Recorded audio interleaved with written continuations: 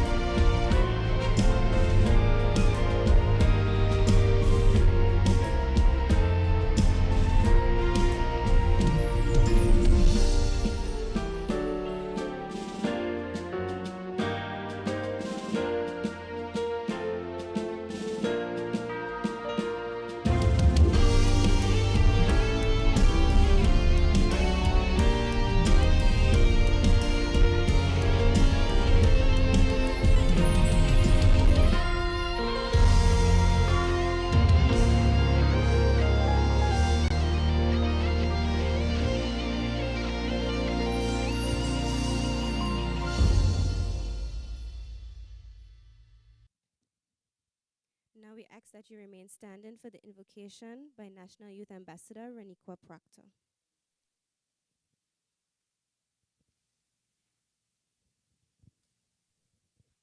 Everybody close their eyes. Heavenly Father, I thank you for bringing us here safely. I pray that you grant our candidates wisdom, clarity, and respect for one another. I pray that you guide their words and intentions so they speak with clarity, with integrity and humility. And I pray that you be with us and hope we have a respectable and great debate. In Jesus' name we pray. Amen. Oh.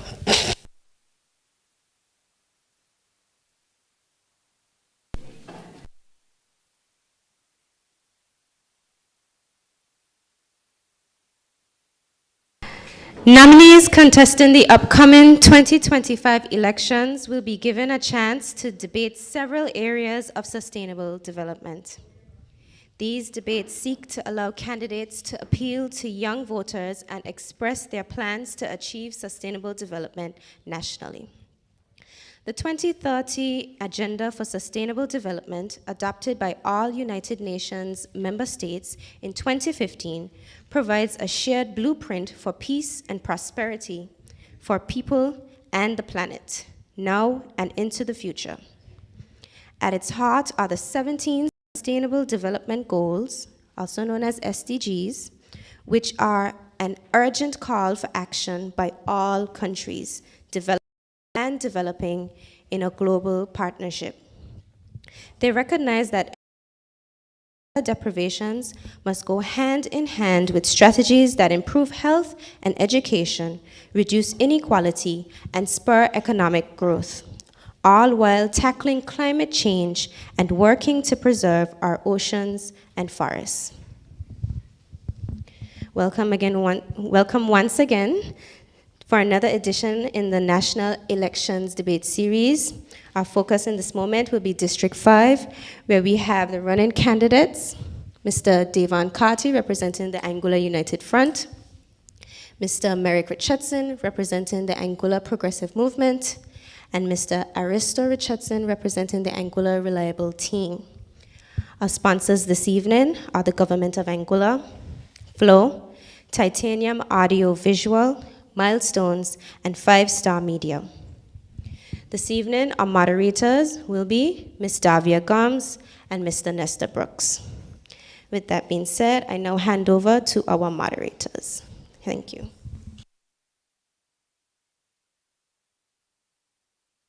Good evening, all. I will now go through the ground rules. Firstly, each candidate will be given 3 minutes to give an opening statement. Candidates will then be given 4 questions from the moderator related to sustainable development goals. Candidates will be given 1 minute to prepare a response. Each candidate will then be given a maximum of 3 minutes to respond to the question. In this section, the candidate is only to refer to the moderator in his or her response. After candidates have been given an opportunity to respond, a maximum of 2 minutes will be given to each candidate to rebut the stance of their opponent or share further information on the question or topic, if so desired. Only in this rebuttal section are candidates allowed to respectfully refer to their opponents. After the initial 4 questions, questions will be fielded from the virtual and live audience. Questions must be posed to all candidates. Questions with hidden agendas or that may seem confrontational will not be asked. Each candidate will be given 2 minutes to answer each question, with a minute rebuttal if so desired. After this segment is completed, minutes to give a closing statement. If questions are not clear, kindly ask the moderator to repeat the questions. Good evening, everyone. I will now read the rules to the audience. To ensure debate of quality, we ask the audience to respect all candidates. Please place all phones on silent. The audience is not allowed to applaud or make any noise of any kind to interrupt the Any audience member that insists on doing so will be asked to leave. And lastly, we ask that everyone will be respectful. Is everyone clear on the rules? All right. Beginning with the opening statements, we will first have Mr. Devon Carty, followed by Mr. Merrick Richardson, and then Mr. Aristo Richardson. You have 3 minutes. Thank you, Madam Moderator. Listening audience, here and abroad, my name is Devon Carty, candidate for the Anguilla United Front in District 5. I am a born social worker. All of my life I have been putting people first, so naturally I fit well with members of my Anguilla United Front team. It is as a social worker that I honed my skills as an inspirational coach. From social worker to entrepreneur to philanthropy, to the cultural industries, I thrive on helping people. As a coach for those wanting to be involved in the music industry, I often urge persons to at first consider what the true objective is. This approach establishes the reason and the way forward. In other words, if we were to approach our lives in a manner that puts country above self, then our path forward becomes clearer, our mission more purposeful, and our success more likely. When one ceases to look at things selflessly, then one's vision becomes myopic and the outcome less grand, and we are always greater together. I don't only talk the talk, I walk the walk. With my interest and investments in sponsorship over the years in culture, farming, boat racing, music, and the facilitation of young entrepreneurs and business people, the assistance of those in need in our community via our Anguilla Foundation, a not-for-profit organization that raised and distributed over $70,000 for the Anguilla community after Hurricane Irma. Through our British dependency not-for-profit that has invested over $170,000 in the last 15 years in music in Anguilla. And through British dependency itself, which was created as a system to provide opportunities of exposure to young artists and musicians. The music business has enabled many artists to not only hone their craft into the globe, presenting to audiences far and wide, as far as Africa to Canada and into the United States of America. My vision has always been to enable Anguillians, from not only District 5, but island-wide, to be the most successful and respected islanders on any place in the world. Plans have already been developed and presented to governments here and neighboring islands for the initiative that we are calling Creative Campus. A creative campus in Anguilla will cater to current and future creatives in many disciplines of the creative sector, from film to music to dance to visuals to intellectual property and on. Filling that gap is necessary when it comes to facilitating our youth in their creative ambitions, tied into policies and legislature that protect and promote better understanding and respect for intellectual property. Anguilla will be well on its way to the diversity that we've always spoken about, but for now has been so elusive. Audience, moderators, I am proud to stand with AUF as we plead for your vote of support. We will represent you, the people of Anguilla. Thank you. Thank you, Mr. Carty. We will now hear from Mr. Merrick Richardson. Thank you, Madam Moderator. Good evening to everyone here joining us live, and to those listening via the radio and the World Wide Web, good evening. It is my honor to be able to participate in this debate process and to bring the message on and achievement and empowerment of my Anguilla progressive movement. As the APM representative for District 5, we are proud of the many things we have achieved in almost 5 years for and on behalf of the people, not just in Road North, but all over the country. We view this debate as another platform and an opportunity, not just to remind the people of our many achievements, over 100 of them, but to showcase our vision for the future and to debunk many of the lies and distortions that have been at the center of the campaign of many of our opponents. No matter what is said here tonight, remember one fundamental thing. This election is about protecting the benefits you have begun to enjoy and to build on that. Our policies will continue to expand the economy and opening up opportunities. We told you change can't wait, and we make no apologies. We are moving full speed ahead for the benefit of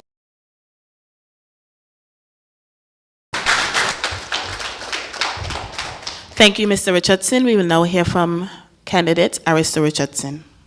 Moderator, audience, those listening via radio and internet, good evening. I am Aristo Theodore Richardson, the art candidate for the Road North District number 5. For organizing these debates, a fundamental ingredient of a healthy and thriving society is to have the ability to have discourse along lines of commonalities and differences. Choosing the platform for these discussions from sustainable development goals signifies that our youths are embracing global, regional, and national issues as lifelong learners. With such knowledge, I have a renewed sense of confidence and hope that we can face future with a great degree of optimism. The 17 Sustainable Development Goals embodies much of what I believe in. My life's work, my living, are centered around one mantra: you love your neighbor as you love yourself.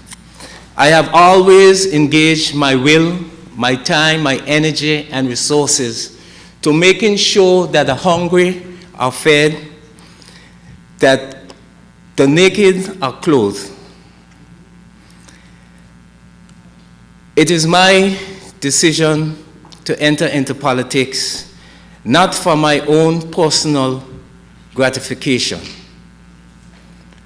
I want to do my part in addressing people's special needs and interests. I want to play the vital role in making sure that everyday living is addressed so people can escape the onslaught of poverty, hunger, and disease. Tonight, it is my pleasure to be here to answer any and all questions, knowing that we have the same vision for a better Anguilla, even though we may differ on the pathway. Justice around the world is now the main topic of discussion. In November of last year, as a secretary of the Caribbean Network Fisherfolks Association, I went to Brazil where we had a World's Fisherfolk Forum. Because unlike Mr. Vanterpool and other members of his party, one should not have to lose their dignity in order for the sake of progress and development.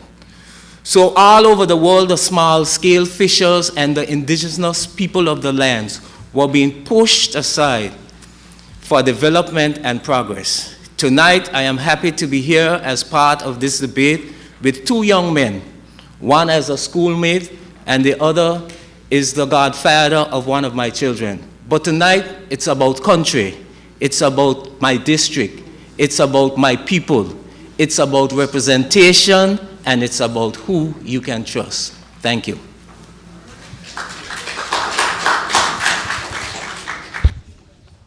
Thank you to all candidates for their opening statements. We'll now go into the question round of this debate. Starting with question 1. District 5, being a key biodiversity area of Anguilla, faces several environmental challenges. What do you see as the major challenges or threats to the environment in District 5, and how can these be mitigated? We will start with Merrick Richardson, followed by Aristo Richardson and Damon Carty. SDGs 11, 12, 13, and 15. Read the question again. District 5, being a key biodiversity area of Anguilla, faces several environmental challenges. What do you see as the major challenges or threats to the environment in District 5, and how can these be mitigated? You have 1 minute to prepare.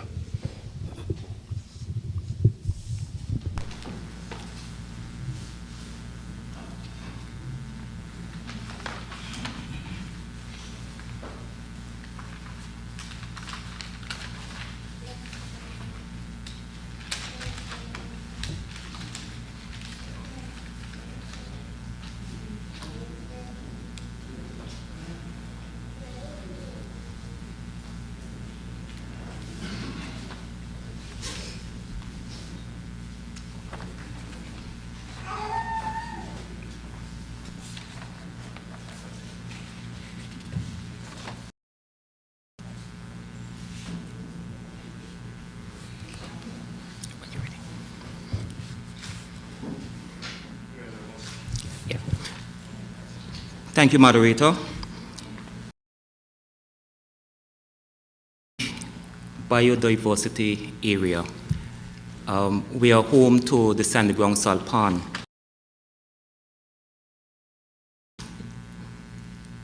The most wanted, I think I can safely use that word, the most wanted area in Anguilla in terms of what we're going to do for development. Be aware, there was a proposal made by the former administration, the Anguilla United Front administration, to actually put a marina into the sandy ground salt pond. And for that, the Anguilla stopped that because we were fully aware that the persons in sandy ground were not in favor of a salt pond.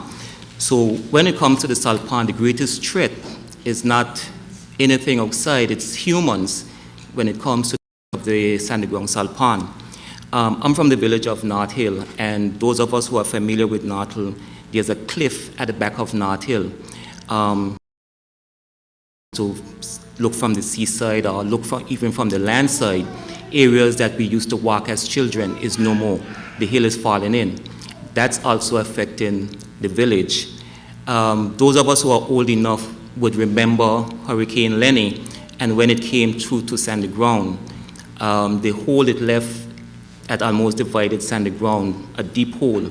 That was a hurricane that could have wiped out sandy ground back in 1999. Also, we are faced with the threat of sand mining. While not directly in sandy ground, we are faced with the threat of sand mining because what we know is that once sand mining is done in one place, the sand has to come from another place to be replaced. And that's affecting the beaches in sandy ground, the beaches over at Bedney's, which is to the back of North Hill. And how do we mitigate those? How do we mitigate those? We would acknowledge when it comes to, probably the biggest thing when it comes to climate change, we have no control over a lot of the things that needs to be done, but we can partner with our overseas partners, our other partners in the wider community, and encourage them, impress upon them that we need to do things to protect small islands like us here in the Caribbean, in Anguilla. Thank you.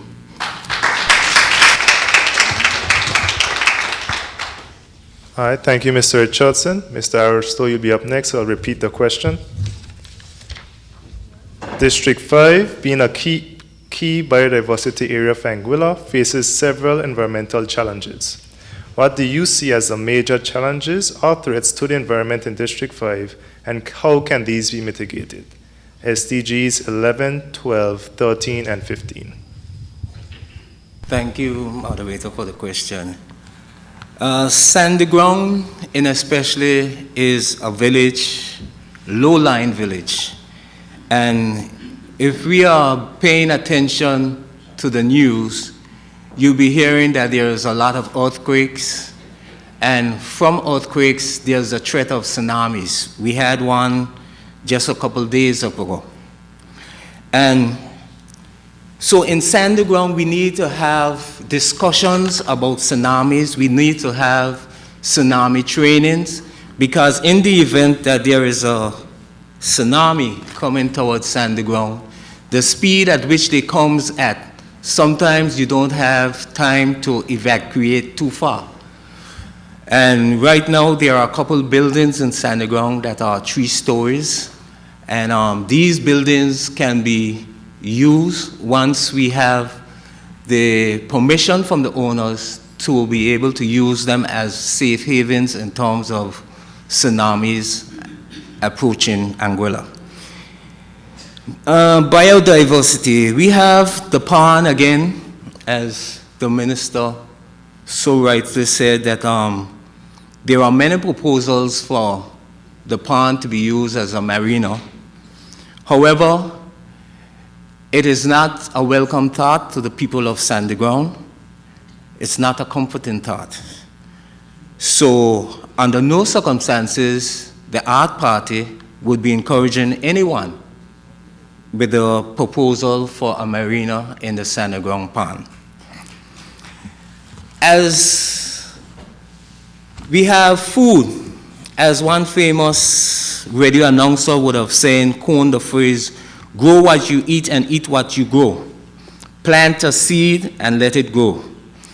So as the Art Party, there is a strong urge in us for growing, planting, and I have already made it clear that I will be personally investing in greenhouses so that each district will be able to have a greenhouse in which they can plant and be able to give the less vulnerable in the community something to eat from this plant, and they will be able to sell these produce also to be able to do other things within the community, whichever they see fit.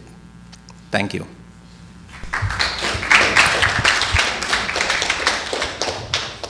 Thank you, Mr. Richardson. Mr. Carter, I'll repeat the being a key biodiversity area of Anguilla faces several environmental challenges. What do you see as the major challenges or threats to the environment in District 5, and how can these be mitigated? SDGs 11, 12, 13, and 15. Thank you, Mr. Moderator.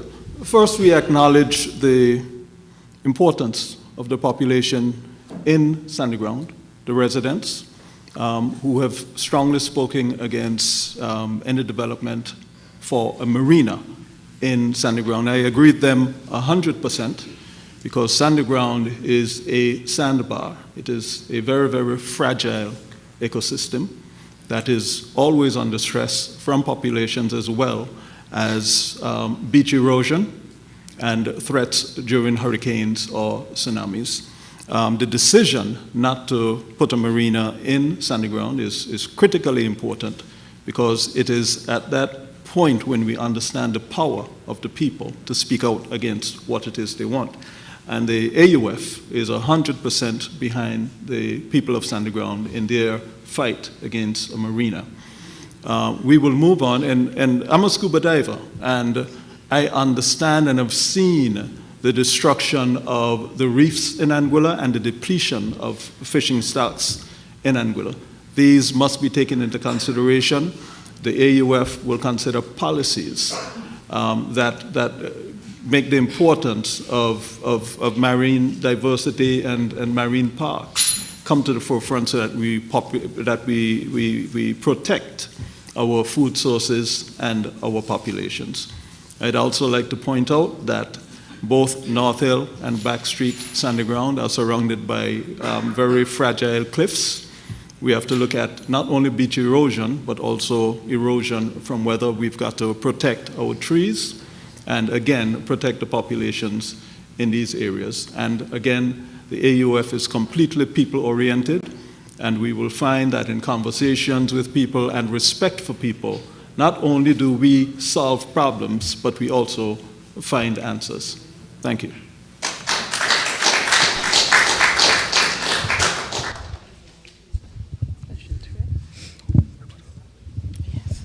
Hi, thank you to all candidates. We'll now have the rebuttal section, starting with Mr. Merrick Richardson, to add any information or rebut previous opponents' responses. Thank you again, Mr. Moderator. I find it very interesting that, both persons here at the table agreed with me that Sandy Ground should not be touched in terms of a marina. But I also find it interesting that leaders of both your parties sat in an executive council in June, just before a general election, and signed in secret the deal to put a marina in Sandy Ground.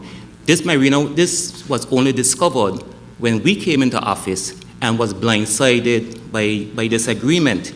And then is when we took it to the Sandy Ground people, and we stood with the Sandy Ground people. That is why leadership matters, because my leader stuck with me when I told him there is no way we are going through with this, and we will have to do whatever it is. So I am happy to hear this evening that even though both leaders of the other parties that are contesting this election, that they have now seen the light and have said that they would not go forward with a marina. But we know words are sometimes pretty, and like I said, farmer actions have shown otherwise. Thank you, Ms.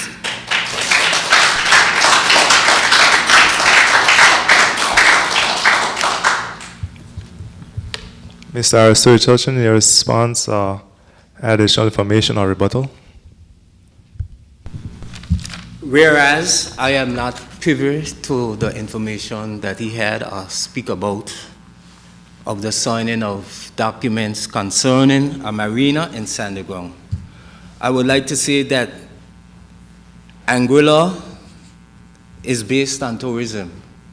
And I believe that maybe at that point in time, they saw the need to have investment of a marina, and they was testing, because from the knowledge that I have about what was taking place with the marina is that it was just a probe into someone trying to get the right to be able to make a marina, not that there was funding or anything like that.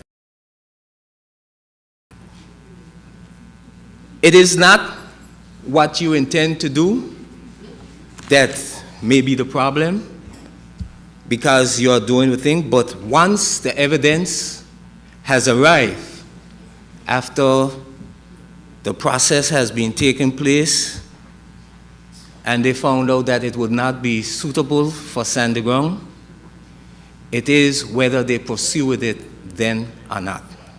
Thank you. All right, thank you, Mr. Aristotle Richardson. Mr. Devon Carty, an additional rebuttal or response to the previous candidates. Yes, thank you, Mr. Moderator. It's interesting because all three persons at this table are definitely anti-marina in Sandy Ground from day one.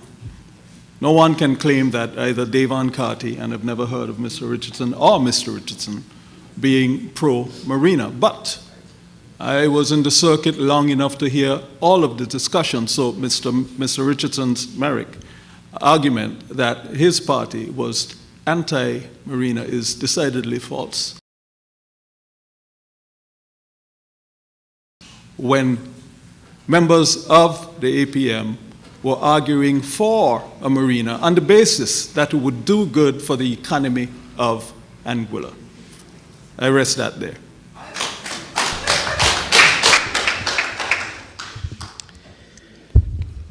Moving on to question 2. Audience, again, I'm reminding you to be respectful and keep remarks to yourself. Question 2, we'll start with Mr. Aristo Richardson, then Mr. Devon Carty, and then Mr. Merrick Richardson. I will read the question 2 times. What targeted funding programs or initiatives do you propose to support the youth of Anguilla, particularly in areas like education, skill development, entrepreneurship, and recreational opportunities? SDGs 4, 8, 10, and 16. What targeted funding programs or initiatives do you propose to support the youth of Anguilla, particularly in areas like education, skill development, entrepreneurship, and recreational opportunities? You have 1 minute to prepare, and then we will begin with Mr. Aristo Richardson.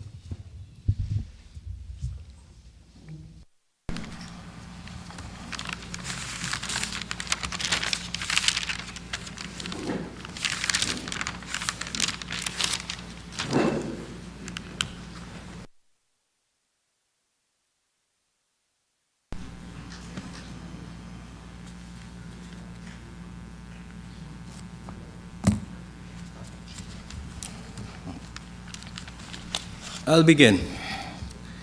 Sandy Ground was once, and I say once, because we have lost our way in terms of being the entertainment capital of Anguilla. As you look at Sandy Ground now after sunset, Sandy Ground is basically like a ghost town, apart from the few people that gather at Elvis and at Royce and Sandbar. We have the beach is totally in darkness, hardly any lighting on the beaches. I think in Sandy Ground, we as the art party, we have decided that we will put not a boardwalk, but a natural boardwalk, where you can walk along the beaches, where we'll have solar-powered lighting. We'll put seats, benches, chairs, garbage bins along the side so that people can walk, sit, and mingle, feel the sand between their toes as they walk along the beaches in Sandy Ground. There's a lot of work that is going on. We've had a number of projects going on in Anguilla, but Anguillians are failing to apply for these jobs because the wages are below the standard of living and is not acceptable for people living in Anguilla. Anguilla is at the end of the chain, I say. I say that because we do not produce much. Almost 90% of what we consume in Anguilla is imported. So the cost of living in Anguilla is high. Yes, we see the developments that is going on in Anguilla, the infrastructure and everything, but at what cost?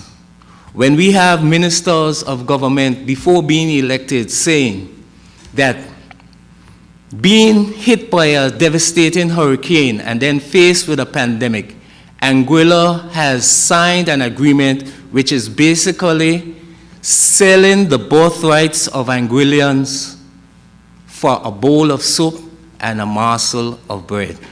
And they, after being elected, turn around and proceed with the same agreements. This is what you call progress. but at what cost? We in Anguilla are losing our dignities. The young people are finding it more easy and convenient to migrate to the UK to find a better way of life. Anguillians need to be able to have a sustainable life in Anguilla. Thank you. Thank you, Mr. Richardson. We will now hear from Mr. Devon Carty. You want the question repeated? Funding programs or initiatives do you propose to support the youth of Anguilla, particularly in areas like education, skill development, and recreational opportunities? SDGs 4, 8, 10, and 16. Moderator. Is an area that is very, very dear to me and something that I've dedicated my life for the past 25 years to. There is a saying, hands on a guitar cannot hold a gun. That is the very premise that I entered into the field of arts and entertainment, particularly in music. I've created a band called British Dependent that has not only successfully inspired youth in Anguilla, but also has Africa into Canada and into 31 states of the United States of America and most of the Caribbean. I have seen the difference it makes in young people when they are inspired. Any country that is not inspiring its youth is lost. And any country that does not understand the value of culture is lost. And I sincerely feel that we as Anguillians need to regather our steps in the area of not only arts and entertainment, but also creativity. The AUF understands, because I've held so many conversations over the years with the key members of my party, and they are prepared to get behind the youth in ways never before seen. It is important, it is urgent, because we don't like to discuss it, but our youth are in a place that we've never seen before, dealing with crises that we have never seen before.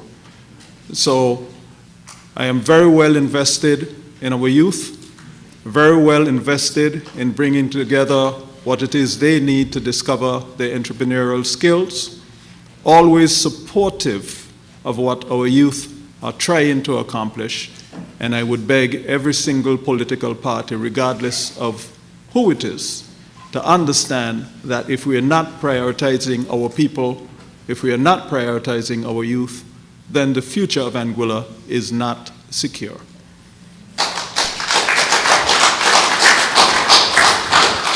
Thank you, Mr. Carty. We will now hear from Mr. Merrick Richardson. Thank you, Madam Moderator. Madam Moderator, this APM administration have taken investment into the youth very seriously. We have offered $4.5 million in scholarships to our young people. We have over 200 digital scholarships on offer for our young people. We've invested and budgeted for the building of the TVET Center, because while we realize that everyone is not going to be a doctor, lawyer, engineer, stuff, we know we do need persons to be able to help build this country that we are progressing with. So we do need our carpenters and our masons and our mechanics, hence the investment into the TVET Center that was totally ignored by the former administration, because there was nothing in their budgets, nowhere it was seen where there wasn't going to be an investment into the TVET Center.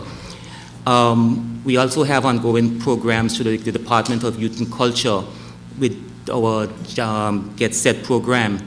We've recently injected into the Anguilla Development Board so that grant funding can be given to young business persons at a very, very concessionary rate.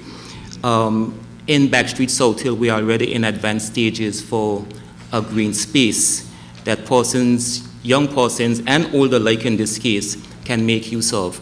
So, Madam Moderator, this administration have already started the process, not just talk, but already have started the process and colloquially say we have put our money where our mouth is when it has come to the young people. Thank you.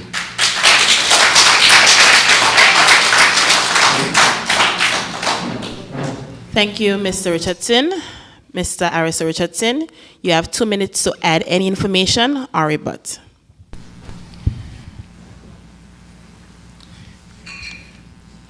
Education is key, as we all know, to anything that one is doing.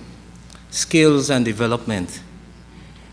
We have the sailing school in Sandyground that is basically sponsored by entrepreneurs throughout the whole of Anguilla, where we see our young men, our young children, boys and girls, in the afternoon participate in sailing class and stuff like this. From those sailing schools, we have seen our young people with the limited resources that they had participate in international, regional competitions. And we have seen where they take first and second in many categories in Tortola over the years, where they went on sailing. We have even seen Kenny, which is their mentor and teacher, and he has all reached to the Racing International on one of the top boats in the world. So yes, the young people must be able to find things to do, and that is a very part of the art party, as we believe, because we see what sports education and sports tourism can do for Anguilla. Thank you. Mr. Devon Carter, you have 2 minutes to add any information or rebut. Thank you, Madam Moderator. I find it interesting, Mr. Richardson's Merrick's statement in regards to TVET. 5 years later, it is still not built. I will move on from that because, again, I will speak on this administration because it is in power and it has such a capacity to make a difference. And the question of their lack of understanding for boat racing, the culture of boat racing, the value of boat racing comes into play. It is obvious that people first is not a part of their mandate. With the issue of violence, particularly youth violence in Anguilla, we see the way that boat racing changes characters. It encourages people to be different. We see problem solving, we see teamwork, we see the sharing of knowledge coming out of boat racing. And initially, we had approached the administration about recognizing boat racing legitimately as a national sport and enshrining it in House of Assembly, which would allow boat racers to be able to seek outside support in terms of sponsorship and finance. So just to cut to the chase, the whole idea of people first has to be embraced by every single politician and every single political party moving forward. If politics is not about people, then what is it about?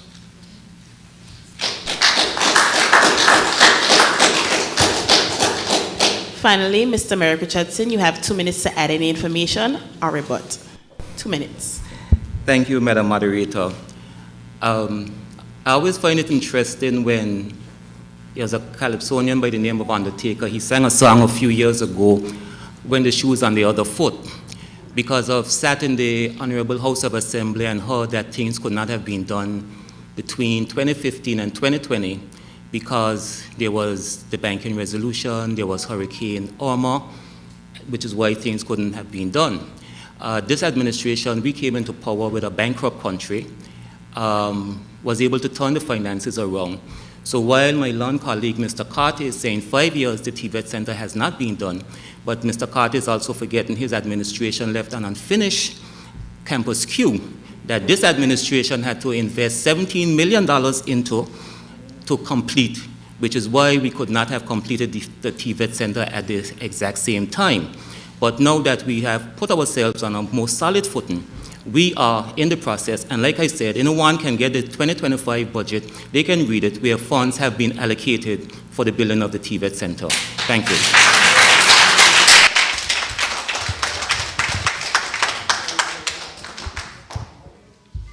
I'll first like to add a gentle reminder to the members of audience. If you have any comments, there's a comment section online. We do not not only hear comments when the speakers are talking.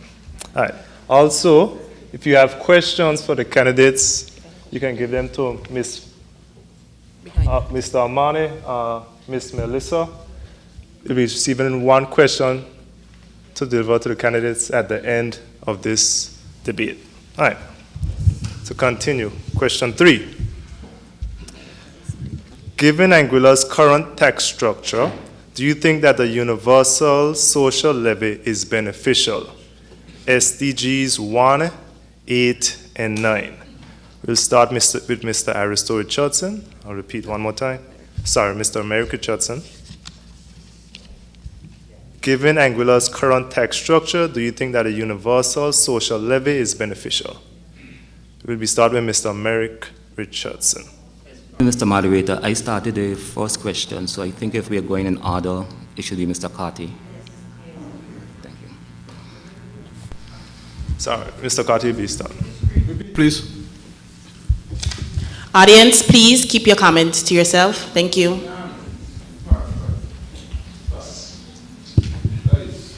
Given Anguilla's current tax structure, next time, and I seriously, honestly, you get ridiculous now. given Anguilla's current tax structure, do you think that the universal social levy is beneficial? We'll be starting with Mr. Carton. You have 1 minute to prepare. Yeah.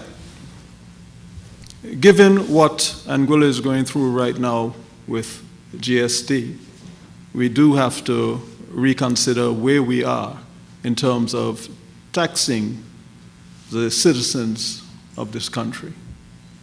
We understand that government does need access to revenue to do what government does. But at the same time, we have to consider the impacts that taxation has on the general population and the economy overall. There's a saying that there should be no tax without considering business, because business, after all, is the revenue generator. Governments collect tax, but businesses generate revenue. And if businesses flounder, then the question becomes, where does money come from? We must always prioritize business when it comes to the economy, because without the revenue from business, nothing much is going to be done. So when it comes to reconsideration or consideration for taxes going forward, Anguilla as a nation has to recognize the importance of business. Nothing happens in an economy without business. And it seems to me like as if businesses weren't considered the way that they should have been. When we see government going to the House to fix this and fix that, we see businesses shuddering from the imposition of GST. We see a population that is dealing with the fallout of a badly imposed tax. So of course, we have to look at tax. Although it is necessary, we have to consider what the balance is, because balance is critical. And I know that the AUF, the current administration, is also aware, because I see them working to fix what it is they impose in a rushed manner. So yes, we do have to look at it. It is not straightforward, but we are a country that is working to get into the future. But we are not going to get into the future without respect and understanding for the value of business and businessmen. Business people are a special set. They take risks that no one else wants to. And they are the very axis of every single economy. Anguilla does better when we understand the value of business, when we support business, when we respect business, when we create policy and legislature that is pro-business, then all of our needs can be met. And I'll go one further. I'm not talking just about foreign business. I'm talking about the importance of local business and the importance of empowering your people and enriching your people.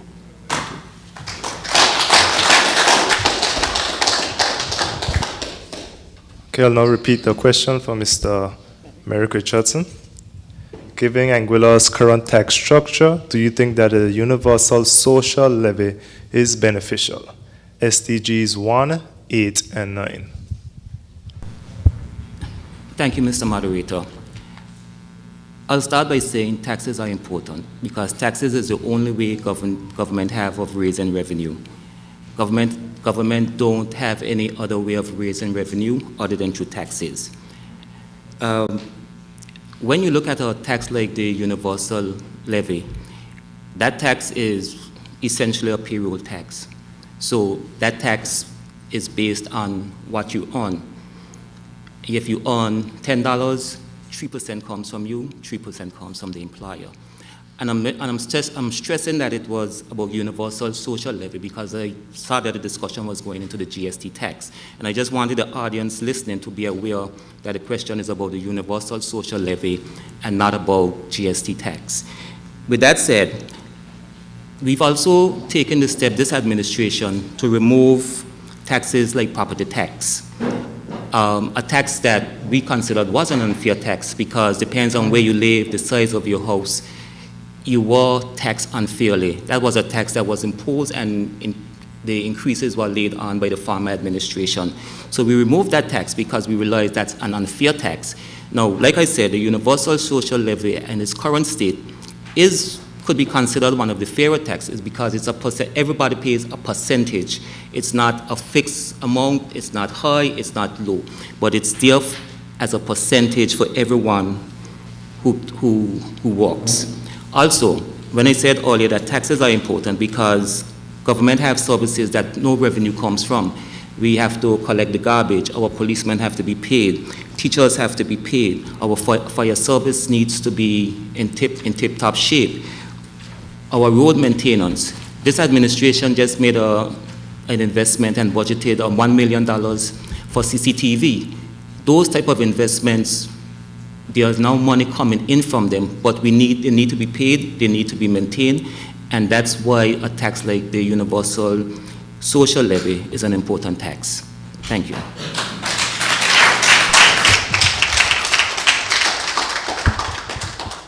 Thank you. Same question from Mr. Aristo Richardson. Given Anguilla's current tax structure, do you think that the universal social levy is beneficial? SDGs 1, 8, and 9. Taxes. Taxes that are directed, broad-based for everybody to pay, no matter the amount of their income that they receive. Taxes should be most likely be on things that we consider to be things that are non-essential things, sorry. So we have GST. GST is a good tax.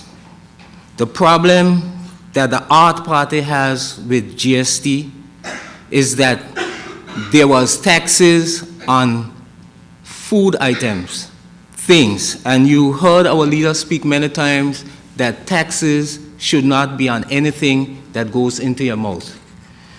We are glad that today the administration, the ruling administration, had made the adjustments and have taken off the GST of most essential things.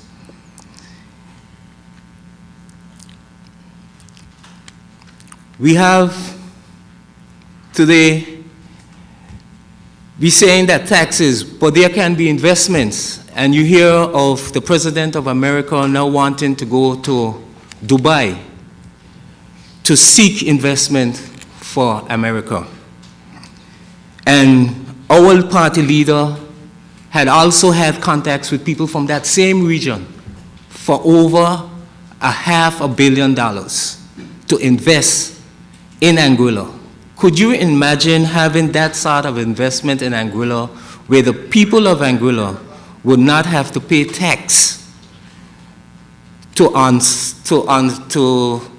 divert that cost, but that would be there. So that would have been a way of bringing down and easing the stress on the people of Anguilla. The minister talked about tax, property tax. Property tax, businesses. I think it should not even be based on the size of the business or whatever the business size of the building, but it should be a flat tax, because some businesses require buildings that are massive because of what they are doing. Others have businesses that are just for 1 or 2 customers walking through the door. So a flat tax on property tax for businesses would be good, because then everybody will be able to afford the tax and not have these ridiculous taxes that they need tax clearance to continue any other business in Anguilla. Thank you. Thank you, Mr. Aristo Richardson. We now have the time for any rebuttals or adding any additional information. We'll start with Devon Carty. Thank you, Mr. Moderator. I was aware that this was about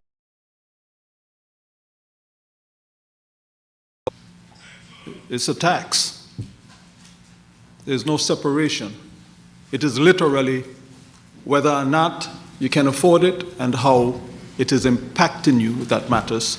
So I choose on that level, because this exercise is more than academic. This debate is more than just answering questions. If we are not connected with the people who we represent, then we are not doing our jobs. And I would say to my colleague, Mr. Richardson, Merrick, I would never say that you speak from a position of privilege, but at the same time, you know, it is, because not even you can afford to live in Anguilla right now.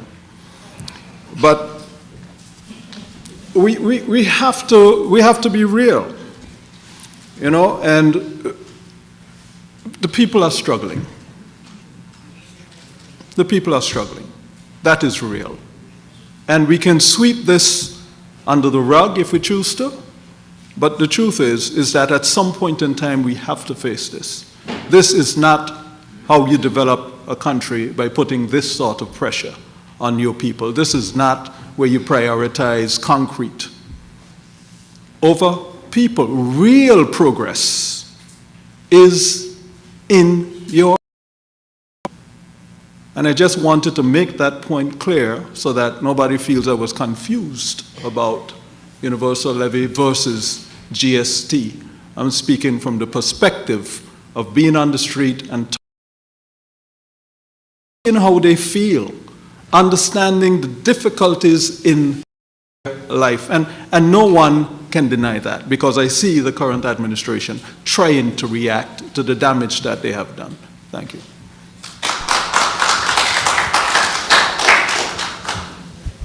Okay, Mr. Merrick Richardson, your response or rebuttal? No one, whether this administration, former administration in 2050, will ever say that there aren't people hurting. because no country is a perfect country. There's always going to be persons who's going to be hurting. That's a fact. What is important is what that administration does to alleviate some of those issues, because there's always a balance of, do the country grow or do we sink the country? Because if the country sinks, then we all sink. We have to find that balance. But the other balance we need to find is, how do we pull along not doing so well? How do we make sure that things are better for them? So what this administration has done, from the, Mr. Carter said, we are rushing to fix some of the issues with GST. But Mr. Carter can, if he can recollect, from the very beginning, even before GST was officially launched, we went to the House to remove certain exemptions and make certain things that were rated on GST. And his colleagues in the House of Assembly to say to the people of Anguilla, you do not deserve to have GST of insurance, of land sales, and a whole host of other things. That's what his administration did. But what we did is we make sure we remove them. In addition, we've come back to the people time and time again. We've given them electrical credits, electricity credits. We've given our elderly food vouchers. We've provided senior shield. We've provided junior shield. So while the country grows with concrete, and concrete do feed families, many families here in Anguilla, concrete do feed. So while we are growing the country, we are also making sure that no one is left behind. I only have 2 minutes, else I could go on and on with the many, many things that we have done to help this country and its people. Thank you.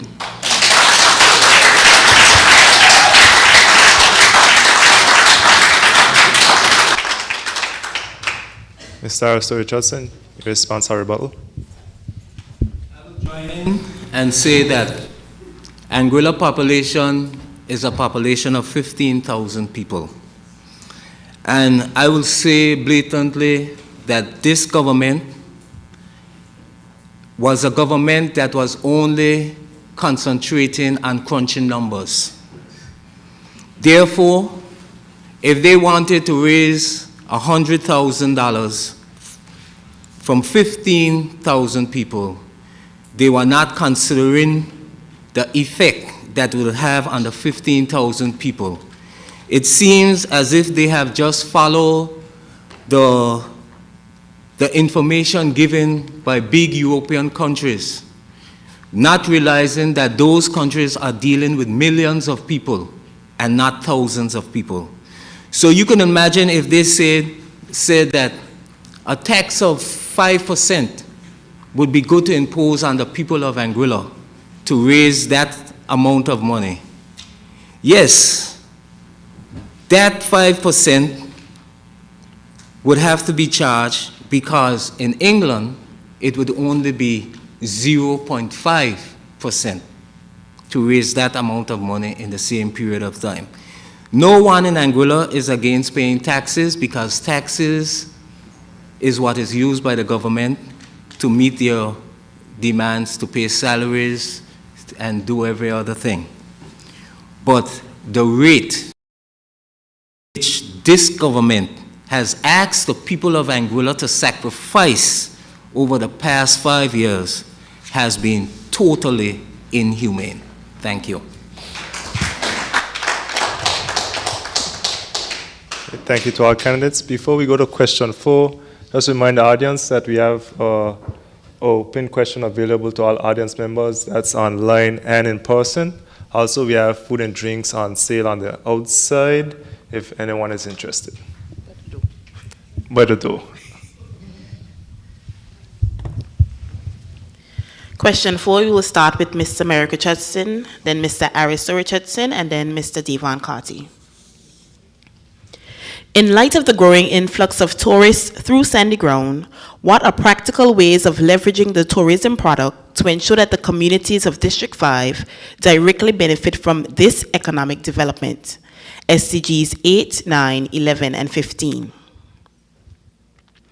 In light of the growing influx of tourists through Sandy Ground, what are practical ways of leveraging the tourism product to ensure that the communities of District 5 directly benefit from this economic development?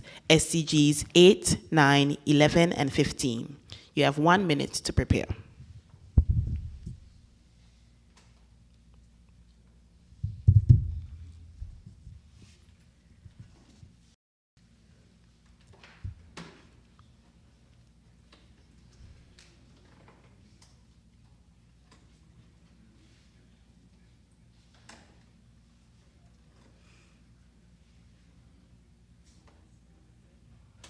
ready?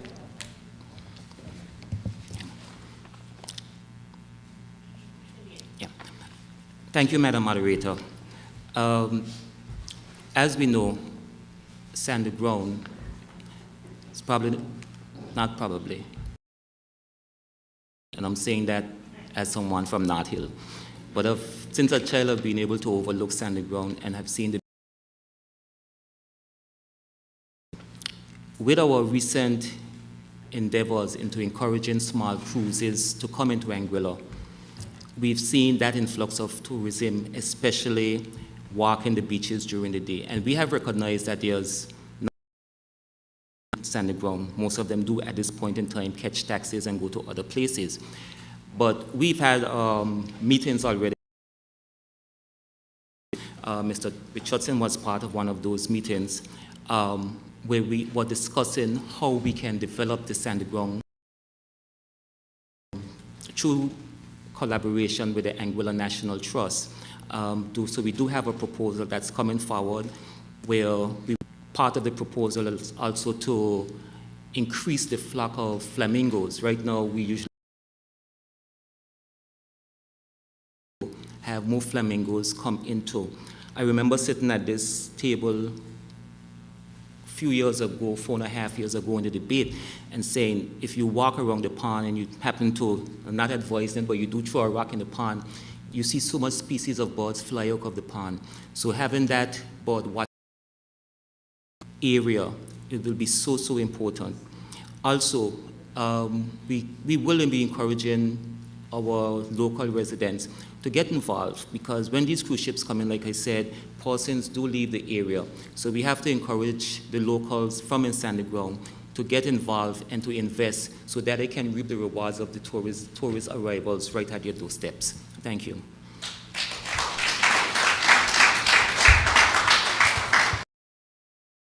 Mr. Richardson, I'll read the question one more time.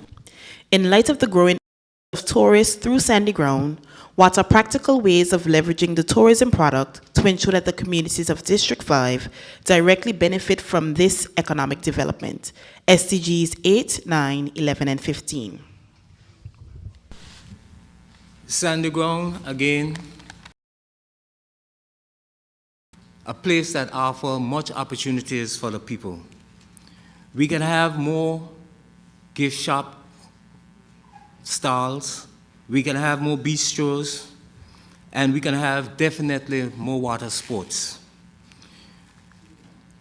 With our national sports being boat racing, we have, if we cannot use the bigger models, the A-class boats, we have the B-class boats that then we can use to have mock regattas where the tourists can pay to participate in the hoisting of the sails, the setting up of the boats, and go out and have a mock race where they can race at least for 30 minutes, 35 minutes, where they can go down to Sandy and come back.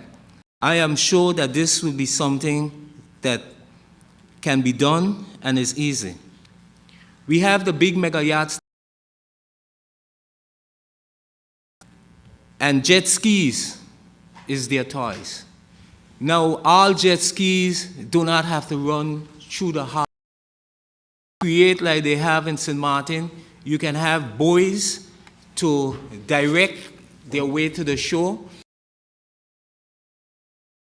for young people to be able to have a chance to make an investment that they can benefit from.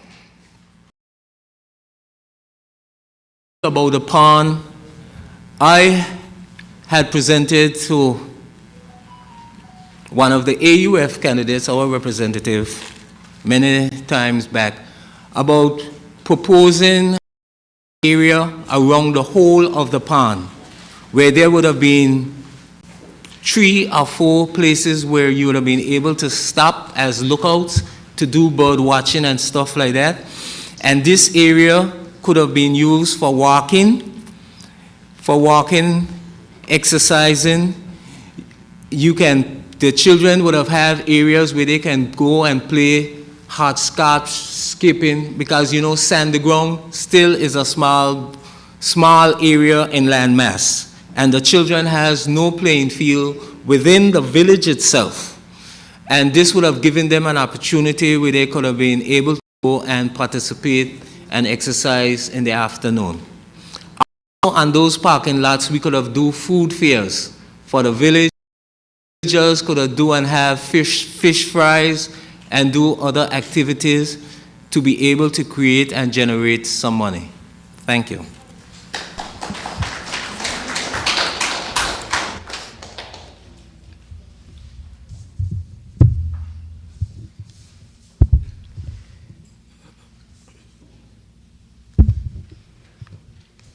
We will now move on to Mr. Devon Carty. Do you need me to repeat the question? In light of the growing influx of tourists through Sandy Ground, what are practical ways of leveraging the tourism product to ensure that the communities of District 5 directly benefit from this economic development? SDGs 8, 9, 11, and 15. Yeah, thank you, Madam Moderator.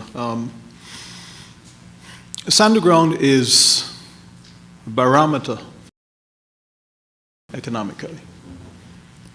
There's a reason why nothing is happening in Sandy Ground, as Mr. Richardson Aristo, who lives there, pointed out. It is an indication of how the Anguilla economy is doing. I'll go one further. Yes, we have cruise ships coming into Sandy Ground and departing almost immediately. And yes, we have tourists going into Sandy Ground to take cruise boats and shuttle buses to Prickly Pear and Sandy Island. We have to go one further than what is currently happening, because obviously that has not borne fruit for the people of Sandy Ground. I posted a plan, or rather an idea that I came up with for Sandy Ground that involved organizing the Sandy Ground Bay properly with buoys for the anchoring of boats.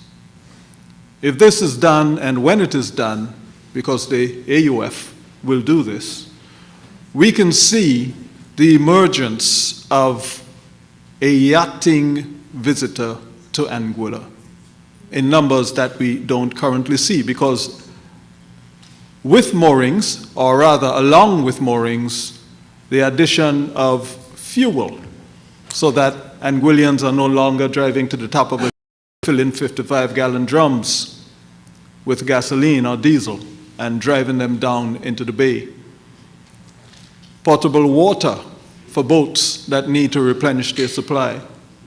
Sewage services for boats that need to get rid of their, that comes out of simply putting organized moorings in a bay. With that, and with more people visiting, we can see the emergence of an economic ecosystem in the Sandy Ground area that residents can take advantage of. We're opening up opportunities. We can see the bars, the restaurants, the souvenir shops, the t-shirt shops, the trinket shops, small guest houses that can utilize the finance that these boaters are bringing in. It is clear to me that boats pass Anguilla every single day and go into Martinique, Guadeloupe, Saint Martin, Antigua. Anguilla wants its piece of the pie. So it's not about accepting where we are, it's about having the vision to go further. Thank you. Thank you, Ms.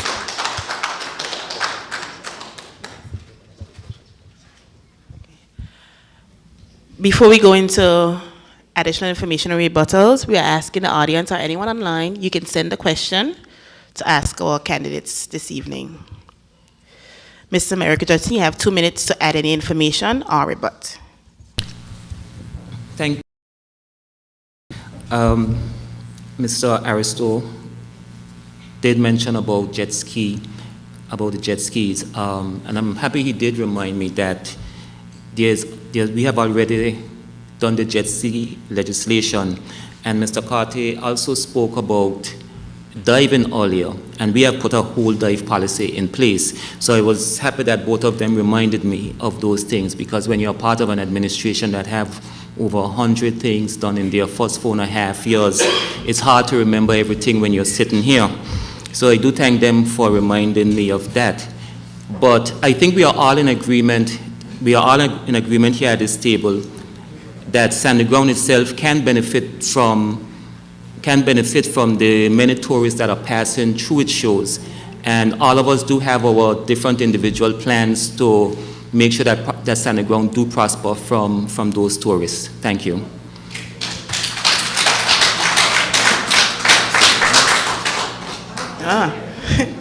Thank you, Mr. Richardson. We will now hear from Mr. Aris Richardson. You have 2 minutes to add any information or rebut.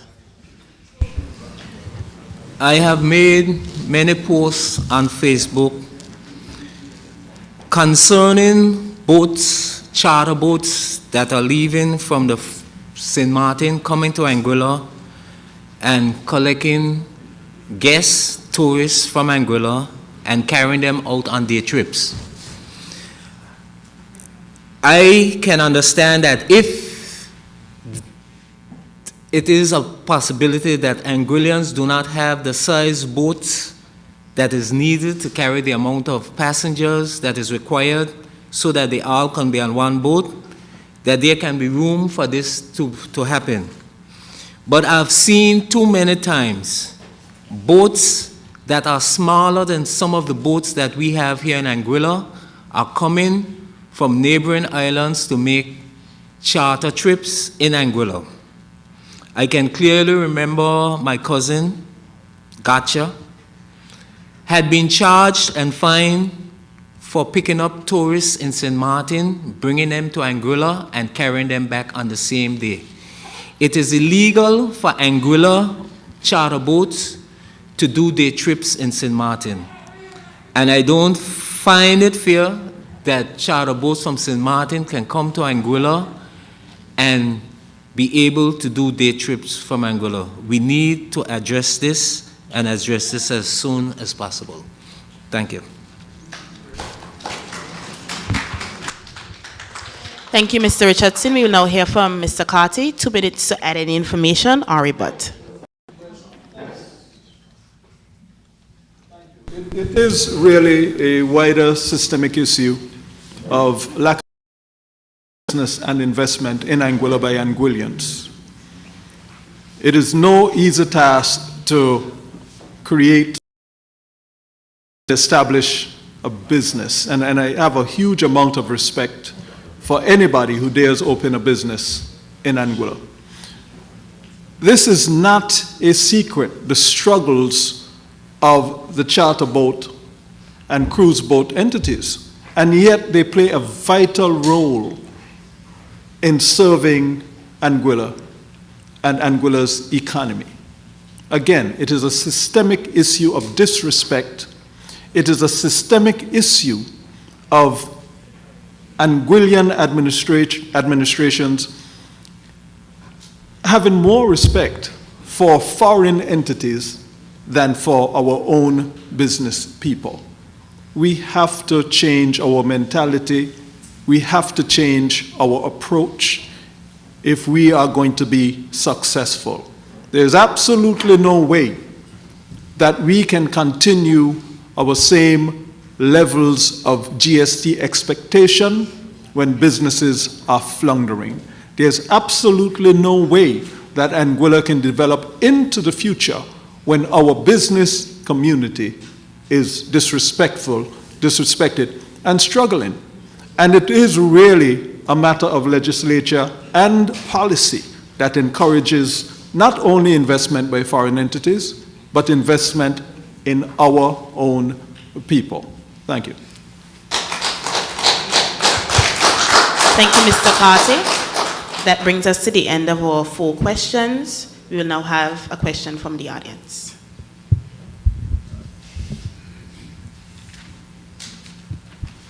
Question from the audience. What suggestions do you have to revitalize Sandy Ground and restore it to its former glory as entertainment capital of Anguilla? SDG 11. I repeat, what suggestions do you have to revitalize Sandy Ground and restore it to its former glory as entertainment capital of Anguilla? Give you 1 minute to prepare and 2 minutes to answer the question. We'll start with Mr. Aristo Richardson when you're ready.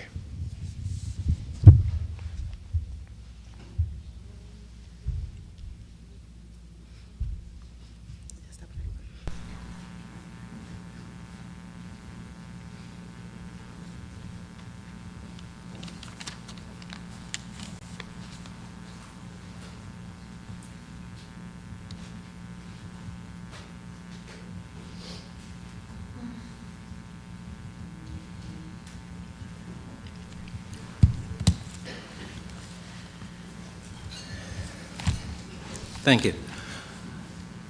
I believe that the main reason for the decline in the nightlife in Sandy Ground is based on the tourism structure that we have today. Because I have seen now that all the major hotels have adopted the style of all-inclusive. They are holding comes to their facilities. All the major hotels now, they are having a local night where they have barbecues and everything, where they hire some of the best barbecue people on the island to come. They have our best entertainers going to their properties to perform, and it is also because of this, it's only the tourists that come and actually wants to be a part of the people, to meet the people, that will take that extra step to venture out from their accommodation to come and be amongst the locals.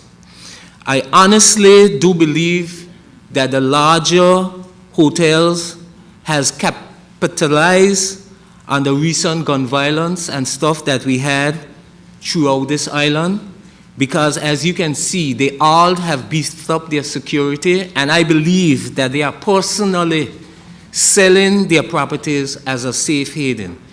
Anguilla has lost its way because of the gun violence that has been taking place in Anguilla, and this needs to be seriously adjusted. No matter what you do or what you prepared, if people are not feel safe, they will not be leaving the properties that are well protected by officers have been given the task to control the security of properties. Thank you.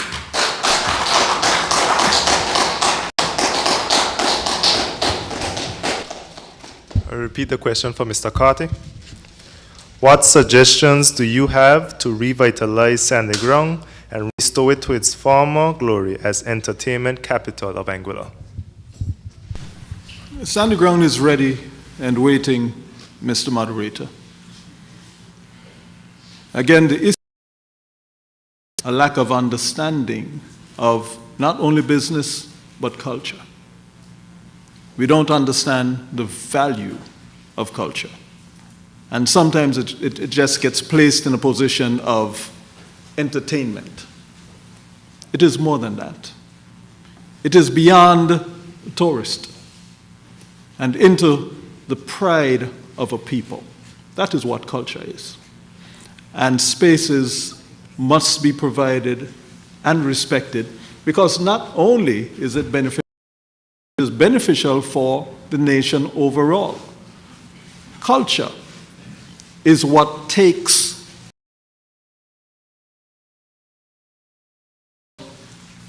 a person leaving the shores of a country. There are Anguillan songs that are being played in Cameroon. There are Anguillan songs that are being played in America.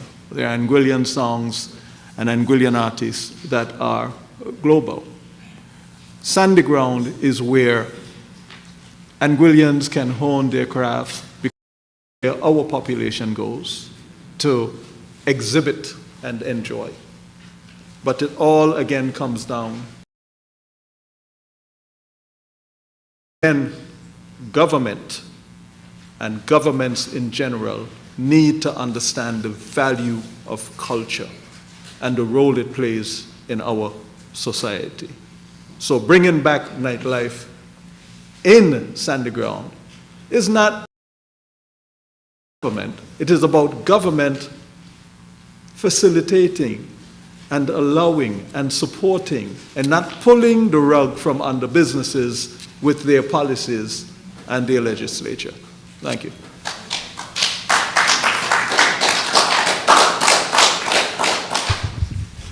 Okay, thank you. I will repeat the question for Mr. Merrick Richardson. What suggestions do you have to revitalize Sandy Ground and restore it to its former glory as entertainment capital of Anguilla? Yeah. Mr. Richardson, on my left, they touch on the elephant in the room. We have seen an increase in crime in Anguilla over the last few years.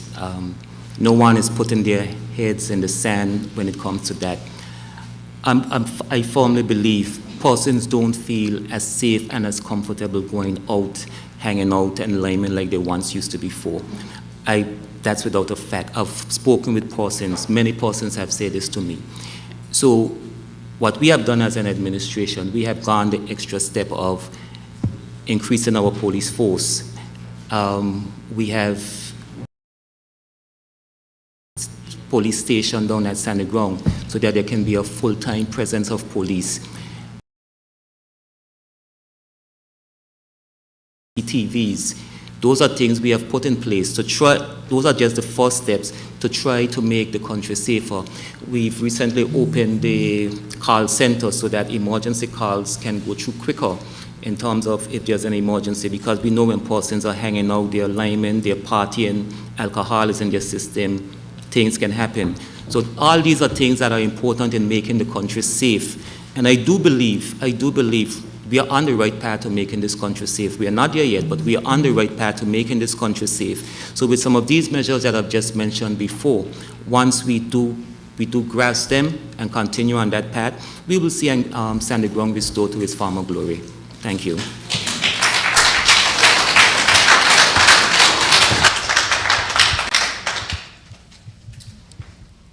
Thank you, sir. You now have the section for rebuttals and adding additional information. We'll start with Mr. Aristo Richardson. I think it was a crime that I should have been asked that question first.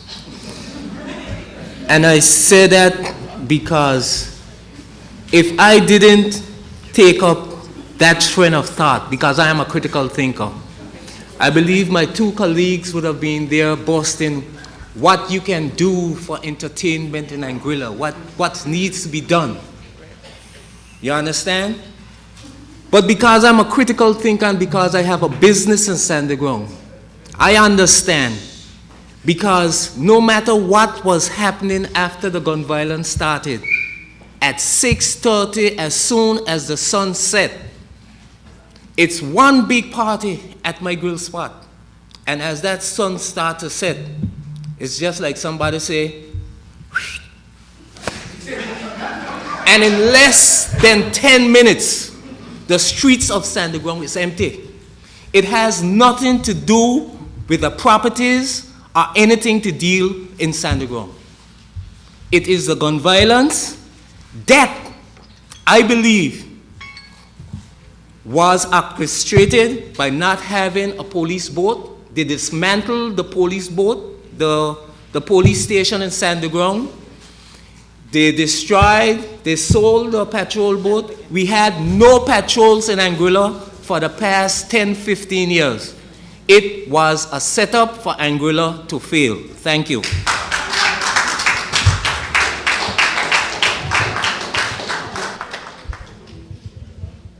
Okay, Mr. Carty, you have a minute to rebut or add an additional information. Well, it is clear to everyone that the past 5 years have had a significant impact on Anguilla. That is undisputable. So we are literally in this room discussing the APM's activities, their policies, and it is clear that it has been more destructive than that, especially socially. And that is a reality, undisputable. We can talk about buildings, we can talk about concrete, we can talk about a whole host of things. But when it comes to the social impact of the APM government, we have to be realistic, because it is only then that we are going to be able to solve the problems that we're encountering. Thank you.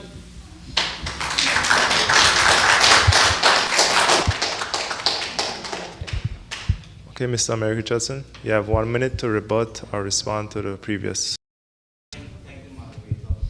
By Mr. Carter's passionate response that he just gave, one would believe that crime and violence started in Anguilla in July 2020. But like, I do agree with Mr. Aristo Richardson that selling of the marine of our boat, closing of the station, which was done under the AUF administration, I do agree those had a lot to do with the decline we saw in Sandy Ground in terms of businesses, especially the nightlife. So while Mr. Carter can be passionate and behave like these things started in July 2020, we have made steps, significant investments we have made. Police force was cut by significant numbers. We are making sure that they are back up. We've gotten back a patrol boat. We've petitioned to the UK government to get additional for these things. So while one administration was cutting and taking them away, another administration is now in place, putting them back and try to build on them. So we can look and see if things in businesses and everything declined in July 2020 in 2020. Thank you.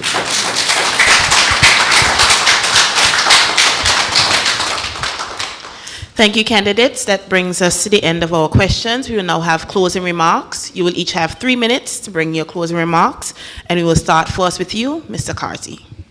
Thank you. Again, it is clear where our interest lies. We speak about people, and we speak about the impacts on people. Again, it is more than that. Investment in police, yes, but this is after the fact. The job of the police is after the fact. But we have not gotten, Mr. Richardson, to recognizing that the issue is a lack of support, recognition, respect, investment in our people. Let's be clear about that. So we can invest in police stations and we can invest in police. But let us be honest and let us be clear. Issue that arming people with guns alone doesn't solve. Let's be realistic. Serious problem, and the way that the APM proposes to solve it is law enforcement. We've had 5 years to invest in youth, 5 years to prioritize the people. But that 5 years became about capital projects and being re-elected. This community is endangered. You don't have to be a youth to be fired upon. You just have to be in the right place at the wrong time.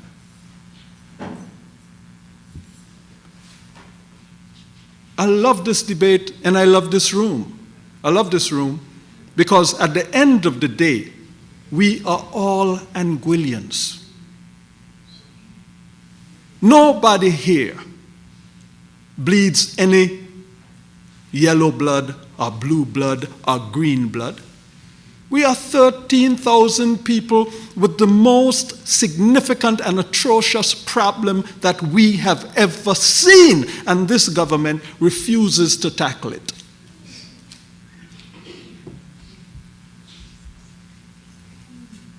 That's a fact. We have prioritized other things.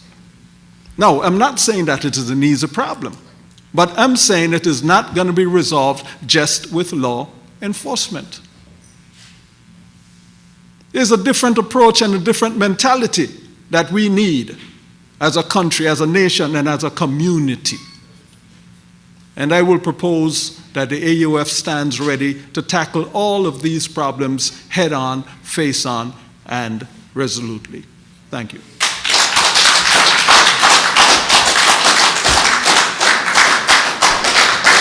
Thank you, Mr. Carty. We will now hear from Mr. Merrick Richardson. Thank 3 you. minutes. Thank you, Madam Moderator. Let me rush to the first part of this. I thank all of you for coming out here tonight to witness this debate. Your presence here has been greatly appreciated. I thank you guys at the National Youth Council for organizing these debates once again. This is something that has been expected by the population, greatly anticipated, so you guys deserve a round of applause. Don't interrupt my 3 minutes. And I thank you, the audience, again, for being so interested in being so respectful tonight. The good thing about these debates, they are stored on social media, so we can go back and we can listen, because this was a debate where questions were asked and questions were answered by all the candidates vying for political office here tonight. We can go back and we can decide who answered the 5 questions and who was here on the campaign trail. This is a serious debate. This is to tell the people of Anguilla what either was done or what you're planning to do for the future. I sat here tonight, and I could have gone on and answered and rebutted in the manner that some of these questions were answered. But I wanted the people of Anguilla to know that when the questions are asked, that the questions can be answered with facts and figures, not what we think, what we believe, or some pie-in-the-sky idea. Pure facts and figures, and that's how this administration operates, because while others will go behind those and say we have a plan and we have this administration, we sit down, we listen to the persons, the experts in the room, we calculate, we subtract, we add, we divide, and at the end, we come up with what's best for Anguilla. So when persons say that this administration is not putting first, Senior Shield, who does that affect? People. Junior Shield, who does that affect? People. The electricity credits, who does that affect? People. The food vouchers, who does that affect? People. The dialysis, where persons have been dying on the dialysis, free of charge. Who are those? People. The greenhouses, food security, who food security is going to benefit? People. The hatchery, we now see the price of eggs in the US. Who is that going to affect? People. Our Family First program, a program I believe has not got enough advertisement, where we are looking at parents who are struggling and trying their best with their children. We have invested into that department. And who does that affect? Our young people. Increase in sports by 100%. Who is that going to benefit? People. Increase in medical overseas travel. Who does that affect? People. So when persons go around and they're tooting their horns that this administration does not care about people, I thank you, Madam Moderator.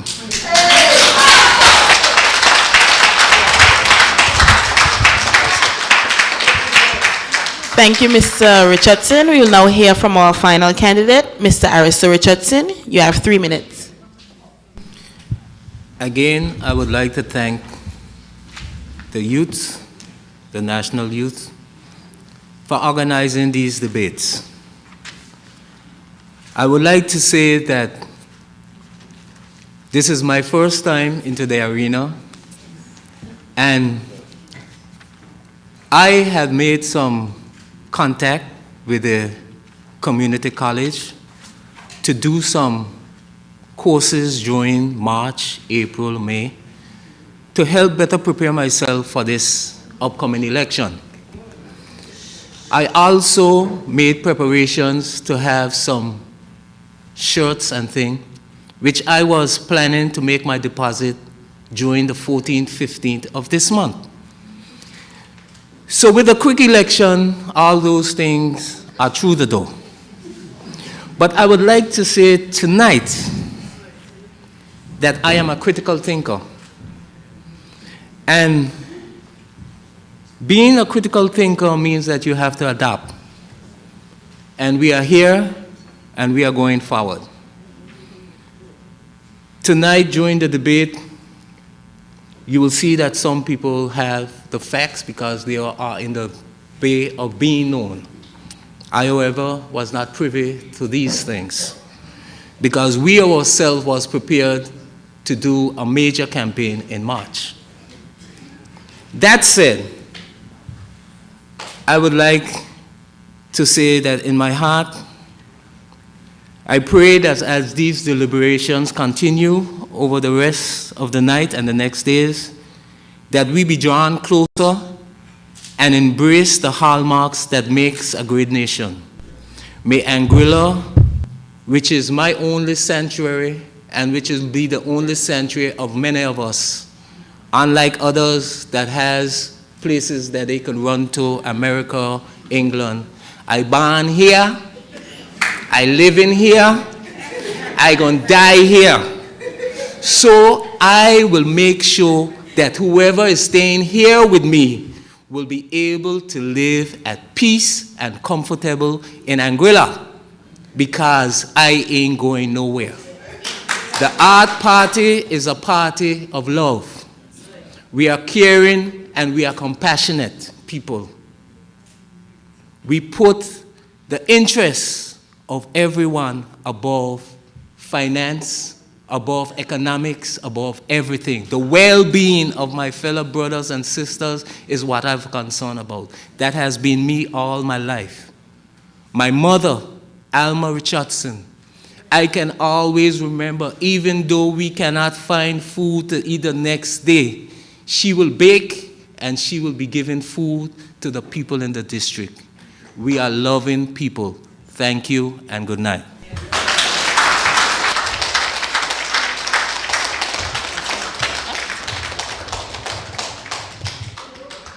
Thank you to all candidates. We'll now have a brief intermission period of 10 minutes before the next debate. Reminder, there's food and snacks available by the door. For anyone interested, thanks again to all the candidates and to the audience. Thank you.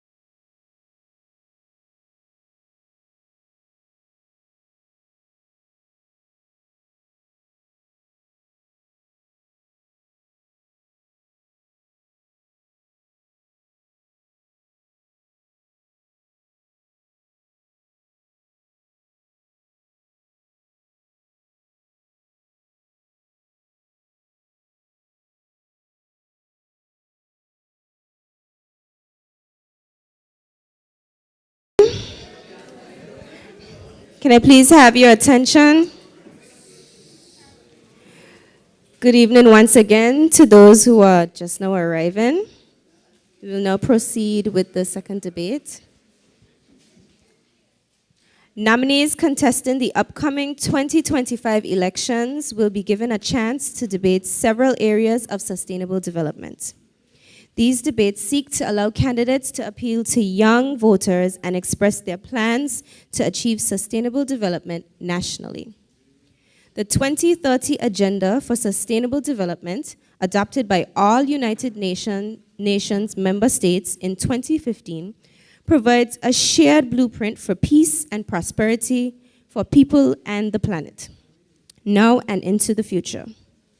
At its heart are the 17 Sustainable Development Goals, also known as the SDGs, which are an urgent call for action by all countries, developed and developing in a global partnership. They recognize that ending poverty and other deprivations must go hand in hand with strategies that improve health and education, reduce inequality, and spur economic growth, all while tackling climate change and working to preserve our oceans and forests. Our sponsors again for this evening are the Government of Anguilla, Flow, Titanium Audiovisual, Milestones, and 5-Star Media. We now move along to District 7 debates. And we have tonight with us the following candidates: Mr. Jamie Hodge, representing the Anguilla Progressive Movement, and Mr. Cardigan Connor, representing the Anguilla United Front. Mr. Kevin Pickering Myers, unfortunately, sends his apologies as he was unable to make it. This evening, for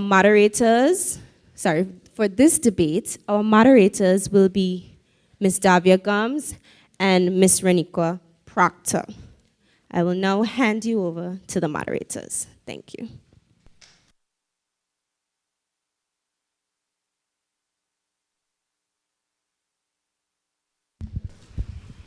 Good evening, everyone. The ground rules for this evening. Firstly, each candidate will be given 3 minutes to give an opening statement. Candidates will then be given 4 questions from the moderator related to the Sustainable Development Goals. Candidates will be given 1 minute to prepare a response. Each candidate will then be given a maximum of 3 minutes to respond to the question. In this section, the candidate is only to refer to the moderator in his or her response. After candidates have been given an opportunity to respond, a maximum of 2 minutes will be given to each candidate to rebut the stance of their opponent or share further information on the question or topic if so desired. Only in this rebuttal section are candidates allowed to respectfully refer to their opponents. After the initial 4 questions, questions will be fielded from the virtual and live audience. Questions must be posed to all candidates. Questions with hidden agendas or that may seem confrontational will not be asked. Each candidate will be given 2 minutes to answer each question from the audience with a minute rebuttal if so desired. After this segment is completed, candidates will be given 3 minutes to give a closing statement. If questions are not clear, kindly ask the moderator to repeat the questions. Good night. Rules to the audience. To ensure a debate of quality, we ask the audience to respect all candidates. Please place all phones on silent. The audience is not allowed to applaud or make any noise of any kind to interrupt the response of any candidate. Any audience member that insists on doing such will be asked to leave. Please be respectful. Now we have the open remarks, and each candidate have 3 minutes, and we start with Jamie Hodge. I'm sorry, my apologies. Oh, that's okay. So we're gonna now have the opening statement. Not a problem. You have 3 minutes. Good evening. It's a true privilege to stand before you today. My name is Jamie Darren Hodge. I want to begin by extending my deepest gratitude to the many individuals who supported me in my campaign as an independent candidate in the last general election. Your trust, your belief in my vision, Your dedication in creating a better future for our nation means the world to me. While my path as an independent candidate may have not led to the electoral victory, it was an invulnerable journey of learning, connecting, advocating for what truly matters, the people. Today, I am proud to stand before you, not as an independent candidate, but as a member of Anguilla Progressive Movement. This decision is not one I take lightly. It comes after much reflection, and most importantly, after seeing firsthand the remarkable progress made by this party over the past 5 years. Under Dr. Webster's leadership, our nation has made strides in strengthening our economy, reducing debt, and, of course, ensuring that the GDP continues to rise, a reflection of hard work and a vision for long-term prosperity. Joining this party is a commitment to continue that work, to build a solid foundation that has been laid, and to carry forward the values of unity, responsibility, and accountability that I believe are necessary for the continued success of our country. I am confident that this party's commitment to sustainable growth, to the sustainable growth of fiscal responsibility and improving the quality of life for all citizens will allow us to achieve even greater heights together. The people who voted for me as an independent candidate in my journey, I stand here today not to abandon the ideas we fought for, but take them forward, aligned with a political force that has proven its ability to deliver results. Our shared commitment to progress, transparency, and better the future for the foundation on which I will continue to build. Now, within a party that's equally dedicated to vision a reality. I ask persons from my district, and by extension Anguilla as a whole, to let this debate serve as an opportunity to remind ourselves that despite our political differences, our collective to build a stronger, a more prosperous nation for all, I'm excited to move forward in this partnership, knowing that we are on the right path, working together for the common good of people we serve. I thank you.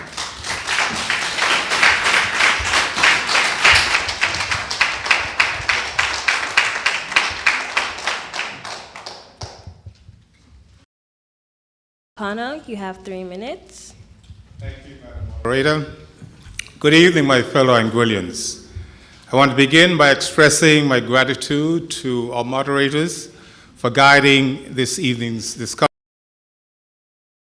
Council for their efforts in bringing us together for this important conversation.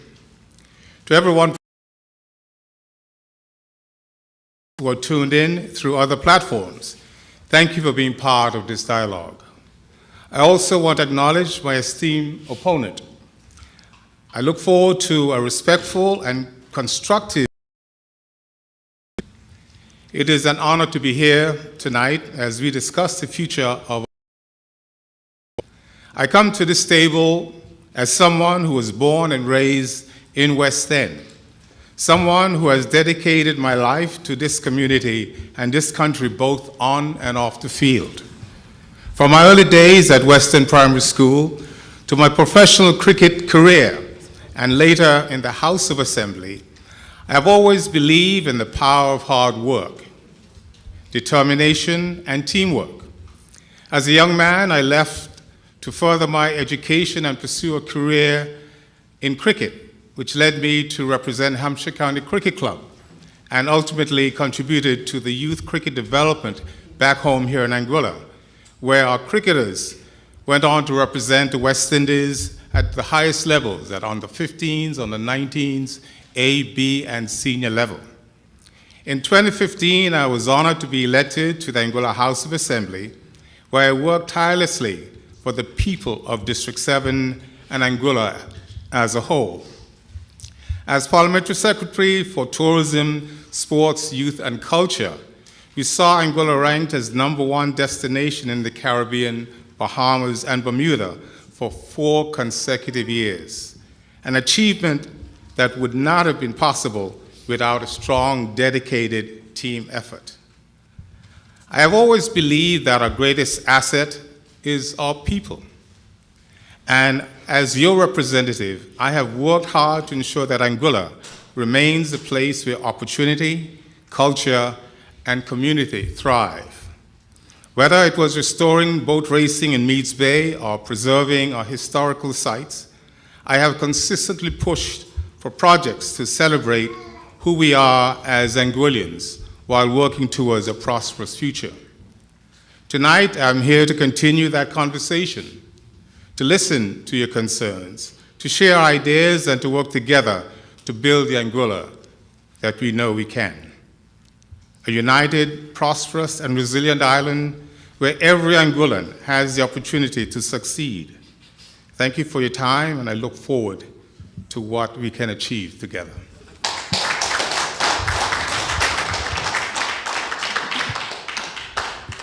Thank you, candidates, for your opening remarks. We will now begin with the first question, and Mr. Connor, you will begin answering. I will read the question 2 times.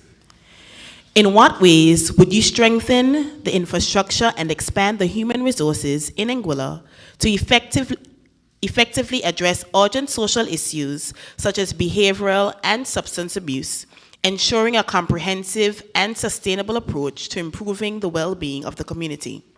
SDGs 3, 8, 9, 11, and 16.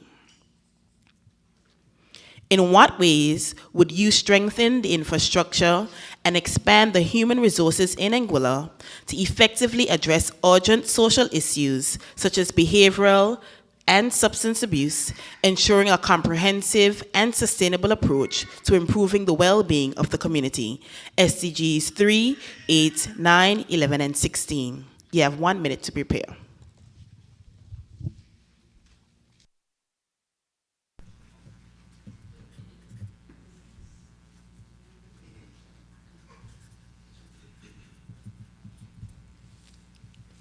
Thank you, I'm ready.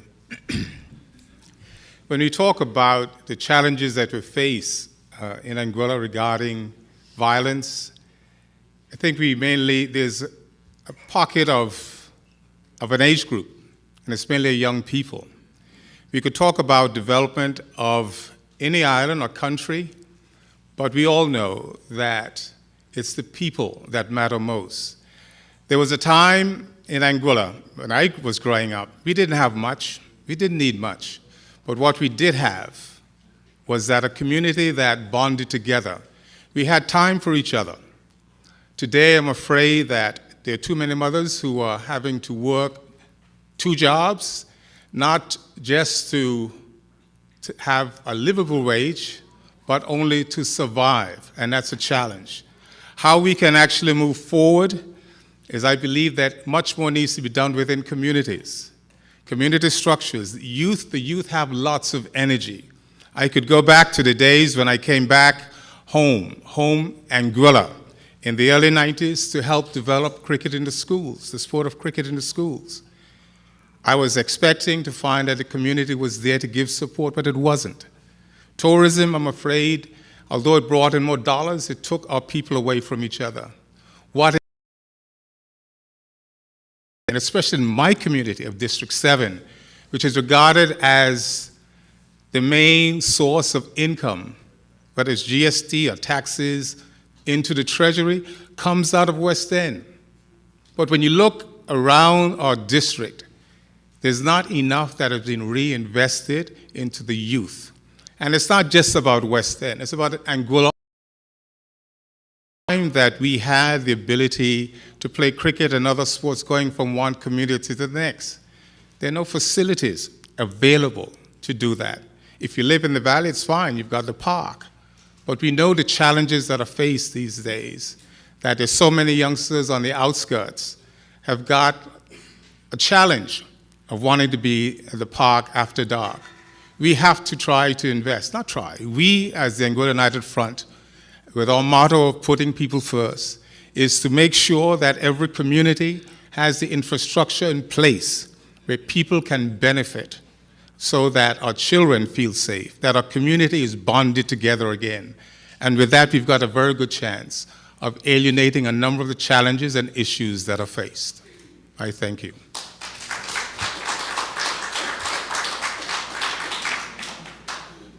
Thank you, Mr. Connor. I'll read the question one more time for Mr. Hodge. In what ways would you strengthen the infrastructure and expand the human resources in Anguilla to effectively address urgent social issues such as behavioral and substance abuse, ensuring a comprehensive and sustainable approach to improving the well-being of the community?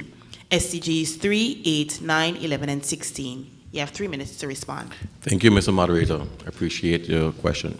Now, first, I'd like to say that I appreciate Mr. Khanna coming back, as he mentioned, to give back. When he came back to give the community an opportunity for cricket, unfortunately, we didn't have cricket facilities in the district. But what's important is that I support Mr. Khanna's opportunity of saying we need that facility, that infrastructural facility. But we also need to grow together with partnerships. Partnerships are very unique. That business partnership with investors in our community will build that infrastructure we desire. Now, we largely depend on an expat community that builds within our district itself. That district partnership with the expat community could meet on several times, share ideas, build a way that we can generally care for our communities, right? But in District 7, what is really important is, in my opinion, and I think it's shared in my team, is that we're willing to walk towards those investment partnerships with hotels. We've done that with the youth culture, with the Carnival Lamps and World Cultural Facility. We also have done that with opportunity to develop in the Mees Bay Road. We've done that in several different areas. I think that families means a lot. Coming from a community and a family district that we sit down not only in the area of saying we need to grow the economy, we need to go back to sit down, have the option of the behavioral substances. That behavioral substances grows that meaningful opportunity we can teach our children fundamental values of life, those Christian values with little kids. But we need to sit and look at those things. Before I continue, I want to just go over the economic growth of the FAD infrastructure. The airport is one of our single largest initiatives by the government. And this will contribute to the economic growth. We see an increase in airlift in Turks and Caicos, and of course Barbados and the Cayman Islands. And we can go on. We can also see the opportunity by which the job creation directly related to that aviation has helped those islands beyond. We also see opportunities driven by diversification of the cargo industry. Given the recent investment in our the driving force of looking towards opportunities for young adults. Without a meaningful opportunity to do any song walk, the youth will left astray. And I'm a youth, and I'm looking for opportunities to build, but not build alone, but build together. Administration is working towards that.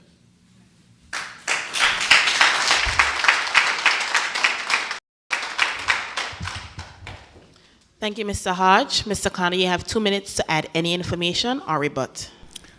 Some information I would add, again, is just a follow-on to the importance of abuse. I think every youngster has a great passion, have a dream of actually being a top athlete at some stage. Everybody wants to be a star in whatever field. It is vitally important when we talk about substance abuse that athletes especially needs to understand that it's a huge detriment. If you get involved in substance abuse, the chances are you will not succeed as an athlete simply because of the regulations that are out there.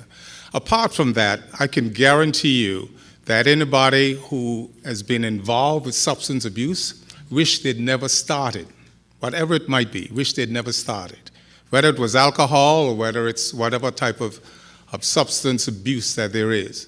I think it is vitally important that for us within our communities, in fact, communities have changed in the sense that the time is no longer available to families, again, as I said earlier, because of survival.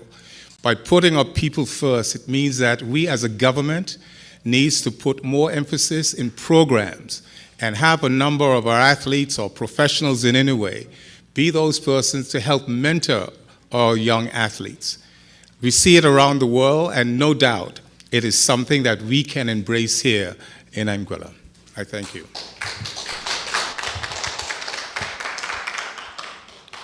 Thank you, Mr. Khanna. Mr. Hodge, you have 2 minutes to add any information or rebut. In the past 5 years, before my government came in power, there was known and said to be a rookie team. When they came into power and garnered the opportunity to be in office, they seek to develop those same things Mr. Khanna mentioned before, such as creation of track and fields, 100% increase, which was already a low budget from the previous administration in sporting facilities. They've also done an opportunity where they added a Blowing Point sports facility, which is underway. It's already started and will be completed. In Island Harbor, they've also done the sports facility. And they'll now soon be doing the same thing in West End, given the opportunity.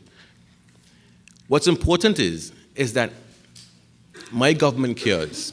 My government saw the need to look at opportunities of saying, hey, these substance abuse opportunities a person sit and look at, they need some other growth opportunity with work. They need something that can give them meaningful things to do in their spare time. We've taken the opportunity to say, invest millions of dollars in a scholarship fund. We've taken the opportunity to sit and say, we saw the need for these young adults, and we want them to do something more with their time. And the APM administration is geared towards ensuring one of Anguillians' dream that we can partner together to the success of our Anguillian people. Thank you.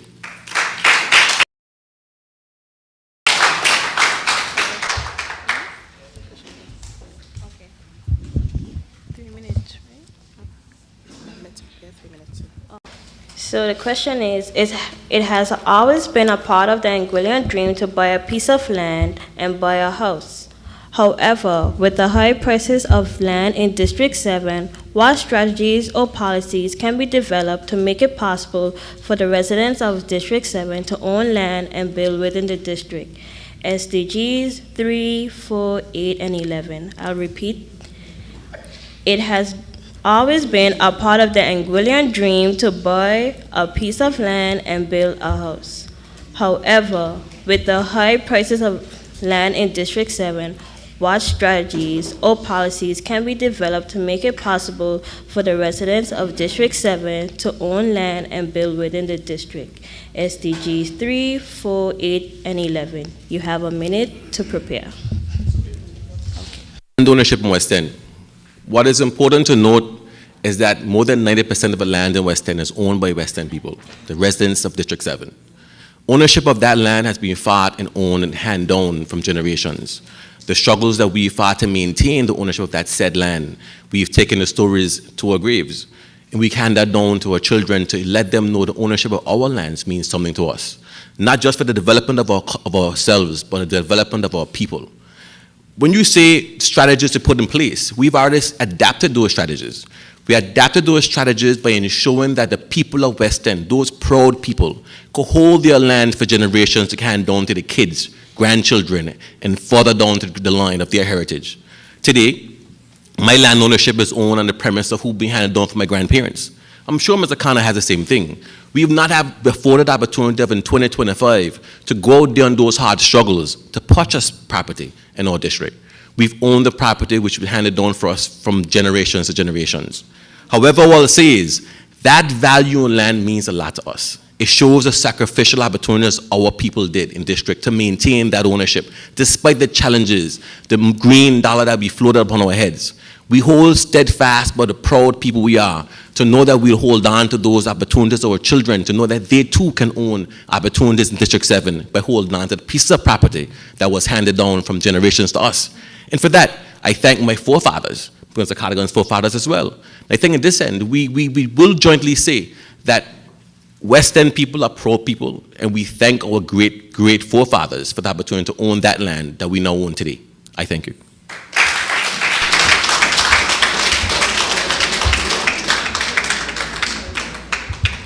Mr. Connor, I repeat the question.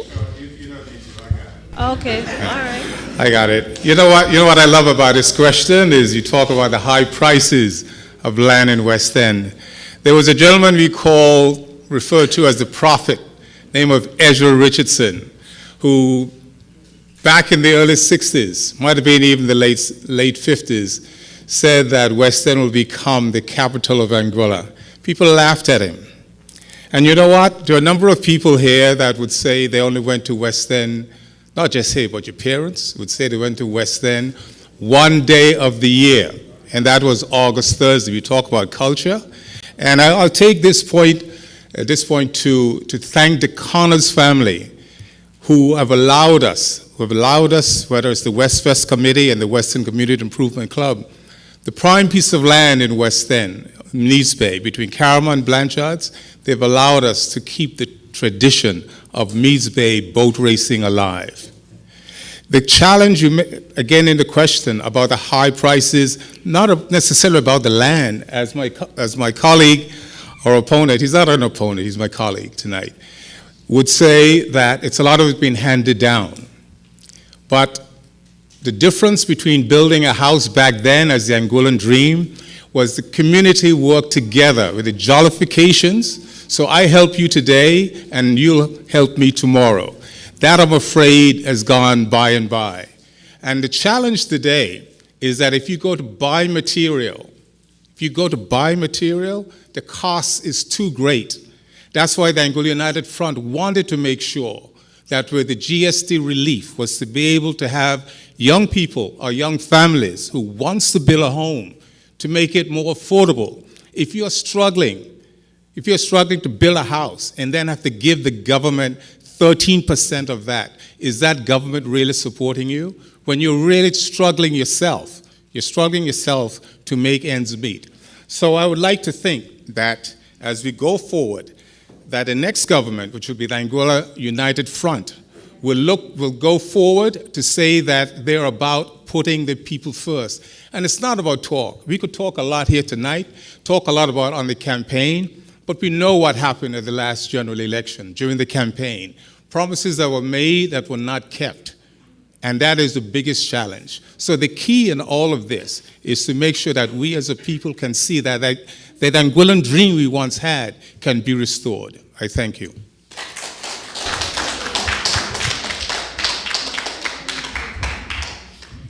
Mr. Hodge, you have 2 minutes to rebuttal or add on. I appreciate Scott Gankana's response, and I hold that to the fact that it's true. But what's important is that it's not entirely true, because my government, on the sale of transfer, right, they actually reduced the transfer sales at one point in time from family to family. What's also important is the removal of taxes that was increased of the farm administration. This tax is known to be the property tax.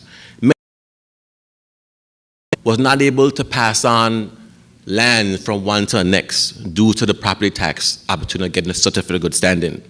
Removing that regressive tax was one step to ensuring that land could pass from mother to son and son to grandchild. What's also important is the GST fund on certain amount based on the value of your home. This would extend to GST paid goods such as furnitures and furnishing of steel, materials, and other services, plumbing, tiling, etc. This gives a great chance that Anguillan people could build houses, build homes that we call today.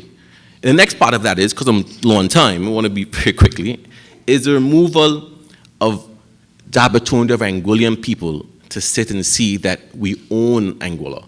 And I think the government of Anguilla has been educating the persons in West End and of course across the diaspora that there's more than actual opportunity of selling your properties. There's opportunities of now buying and opportunities of leasing, which was never really seen before. Before then was in 1987 with Maliahana, known with the Sue Ricketts and those individuals. And for that, I'll say we share somewhat the same opinion, but vastly differently. I thank you.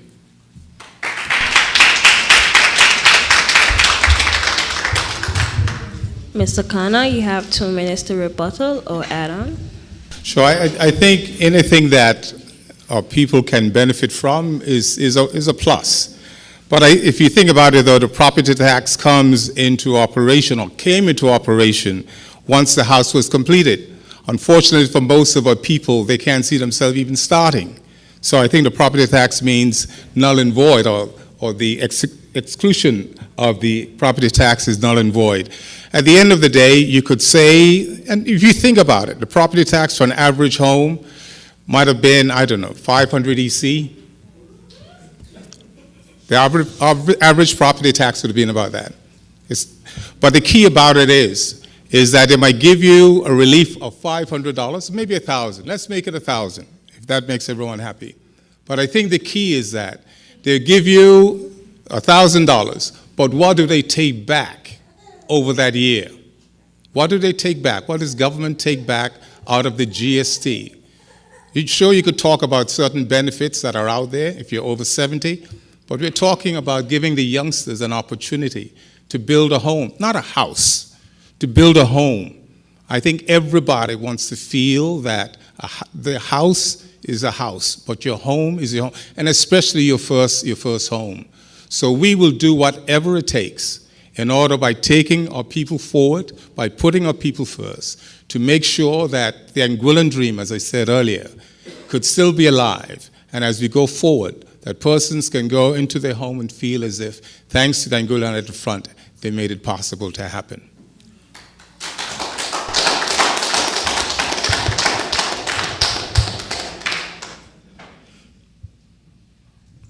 Thank you, candidates. We will move on to question number 3. Mr. Connor, we begin with you. How can foreign investment within District 7 be leveraged to support social development in Anguilla? SDGs 8, 16, and 17. How can foreign investment within District 7 be leveraged to support social development in Anguilla? SDGs 8, 16, and 17. You have 1 minute to prepare.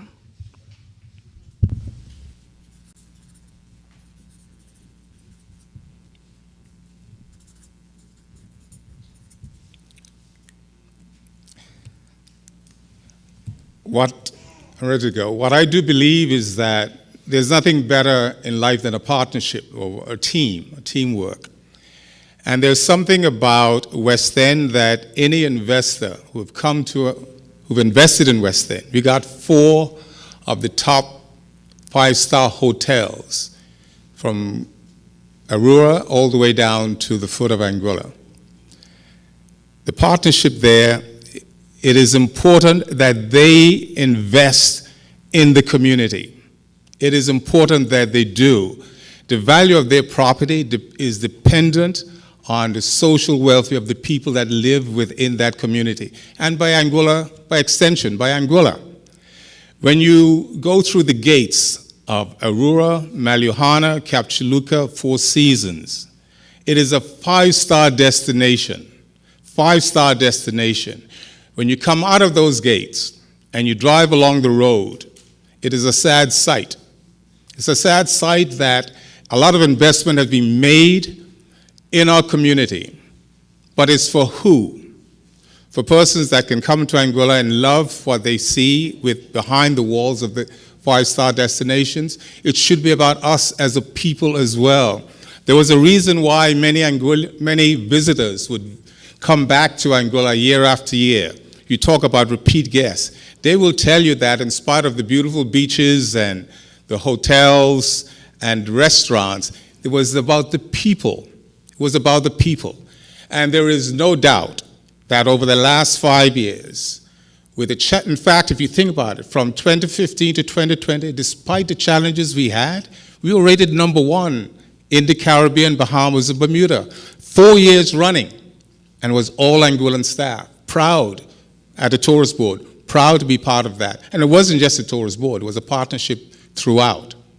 But what needs to happen, and it always helps if you're in office, it always does. If they've got $5-6 million to put in Lansom Bowl, what about putting a percentage of that along the sidewalks in West End, where even for their guests who has to not walk along the road, they're walking in the road. But our people have been doing that all the time.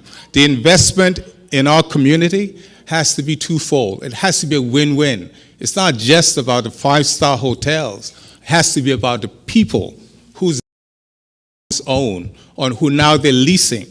The people of Anguilla, the people of West End needs to see an overall. And I am intending, with the Anguilla United Front support, to make that happen. I thank you.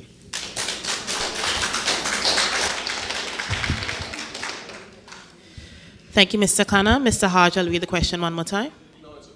It's okay. You have 3 minutes. It's okay because I listened to my good friend, Cardigan Khanna, and I'm hurt. I'm actually hurt to know that Mr. Khanna has been elected for 10 years. Mr. Khanna has taken the opportunity. Mr. Khanna has been elected for 10 years. He's going to take the opportunity under his administration to be part of a team that I feel as if they don't care enough for him. that his voice was not heard. Because these things of partnership is an idea that I'm not just bringing to the forefront today. I brought my last debate. Mr. Khanna heard it. And today, Mr. Khanna feels as if those partnerships of investment together is a challenge of which he could not bring his team. My team cares for me. And my team knows my voice matters. And my voice is representation of my district. That's the first thing. Now, I'll go over to the next areas. The airline horn license, we don't need to redefine what is existing there. We need to understand that the airline horn license gives opportunity that people can give back. These persons could develop the social status of our island, our district. But what's also next point is that the MOUs that my government have signed recently has given back so much to our communities. They have ensured that those business partnerships was given to the people of Anguilla. They have ensured that the people of Anguilla voices was heard, and they've ensured that they fought diligently, night and day, that their voices and those MOUs could be put in place. Now, I've listened to Mr. Ken Hodge recently, where he've actually fought as well to increase those opportunities of training from 10% to 20%, which means my government listens. My government listens, and my government's willing to do the work to make sure that Angollian people are represented in the way that should be represented. I'm saddened. I'm truly saddened to know that Mr. Khanna is in a team that doesn't care much for him. Mr. Khanna, you're welcome. The Anguilla Progressive Movement is willing, they're more than willing to accept you to be part of our team as well. Because we feel as if your ideas matter. And your ideas means that we in District 7 can be represented with one voice, one team, and that's Anguilla Progressive Movement. Thank you.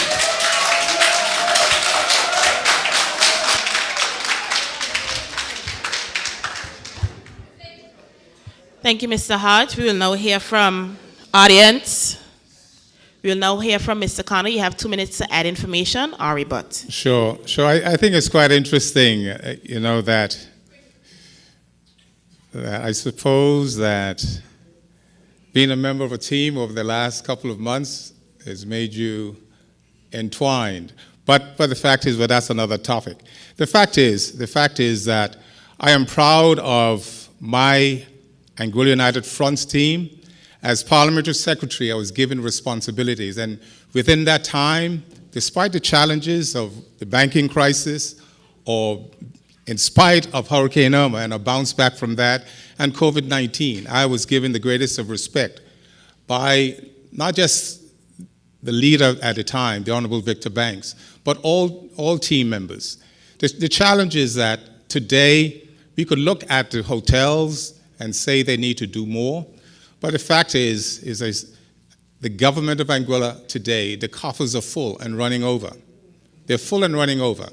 We didn't have that privilege back then. There was a time there that during the campaign of 2015, I said I wanted a police station. We had about 4 shooting deaths in the community.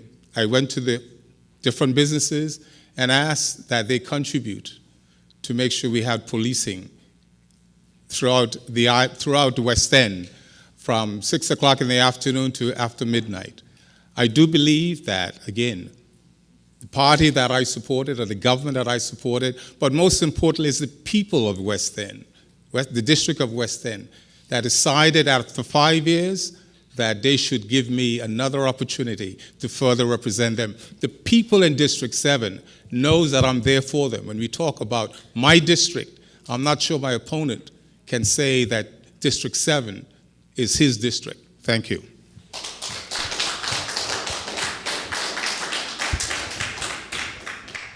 Mr. Hodge, you have 2 minutes to add any information or rebut. Again, it really saddens me to listen to Mr. Khanna speak, because I'll say this much. In 2015, when the slogan was, "It's all about you," there was money in the coffers. There was money in the coffers. And the money in the coffers, when 2020 came election, it was 0 rated. We came in 2018 with a minus 18 GDP.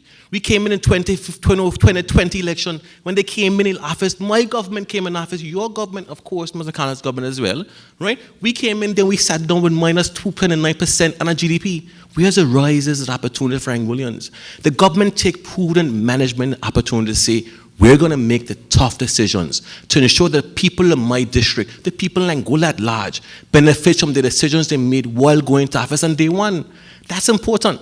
Now, what hurts me at the same time is that when I listen to Mr. Kano speaks about the district and who district it belongs, I think everybody in this room will say Anguilla belongs to all of us. District or not, right? When it belongs to all of us means we care about it generally the same. There are persons that travel from Island Harbor to West End to the district where we call home and have an opportunity to walk. Should we tell those people give them back to our district how they see fit? They're ensuring that opportunities are shared among Anguillan people. And for me, when elected and the district people, I'm here for Anguillan people, home and abroad. Why? Because we're going to be elected to ensure the people of Anguilla has a voice. We're not elected just to sit down there on our block and say, what's next? We have ideas, and our ideas can be shared around a round table, like I say, a blue table. And that blue table is headed by an individual that we call the Dr. Lorenzo Webster, which he ensures everybody's voice is listened to. So which means, Mr. Kano, I appreciate all the things you've done in the past 10 years. However, I want to be clear. In the first 10 years when your voice was being heard in our government, I saw nothing done in my district. In the next 10 years when you had the opportunity to oppose and give things, you did nothing. Mr. Kano, I appreciate it, but in 2025, there will be a new wave, and that's APM.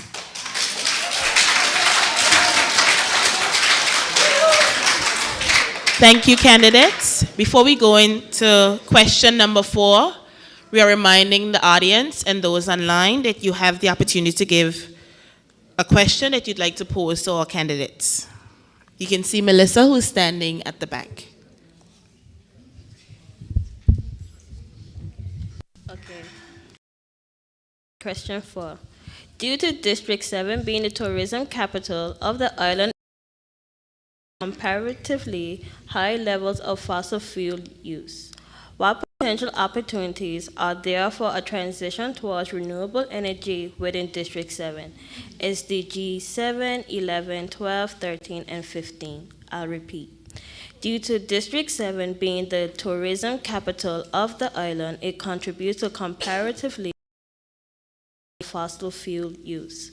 What potential opportunities are there for a transition towards renewable energy within District 7? SDG 7, 11, 12, 13, and 15. You have one. To Jamie Hodge. Appreciate it, Mr. Moderator.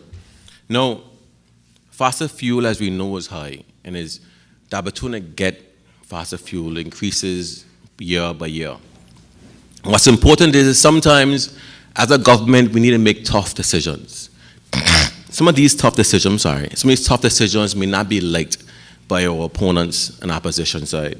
But I want to say this much. The team on which I'm a part of today, I call a family. And they did what they saw fit to have the opportunity to lower that cost. They've been fighting day in and day out for PPA. The Anguilla Renewable Energy Project grid analysis.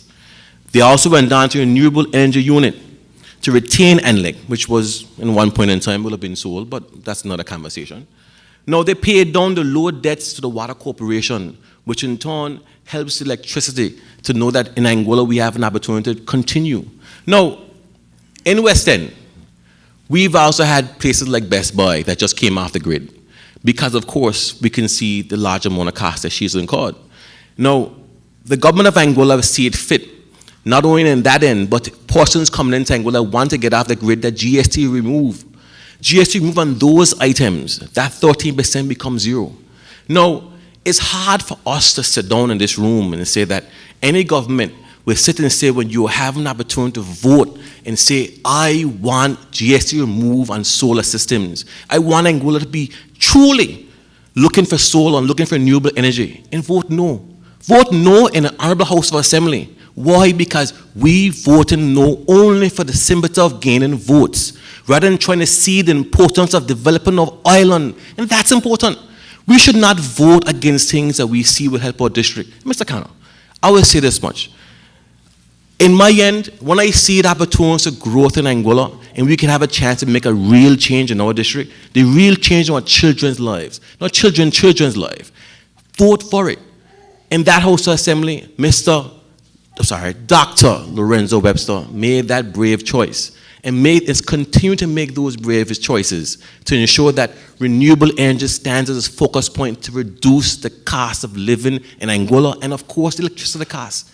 That I need to say, no, I say my family says, the Anguillan people says, thank you, Mr. Webster, and thank you to the APM team.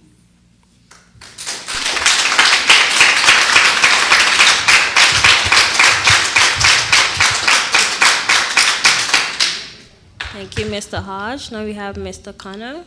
Do you want me to repeat the question? Or are you good? No, I don't, thanks. Okay, fine. You know, I listened to an interview today. I wish I had Mr. Sutcliffe Hodge here tonight. Hello? I wish I had him here tonight, because when we talk about renewable energy, we know that Anglic is the one that supplies the island.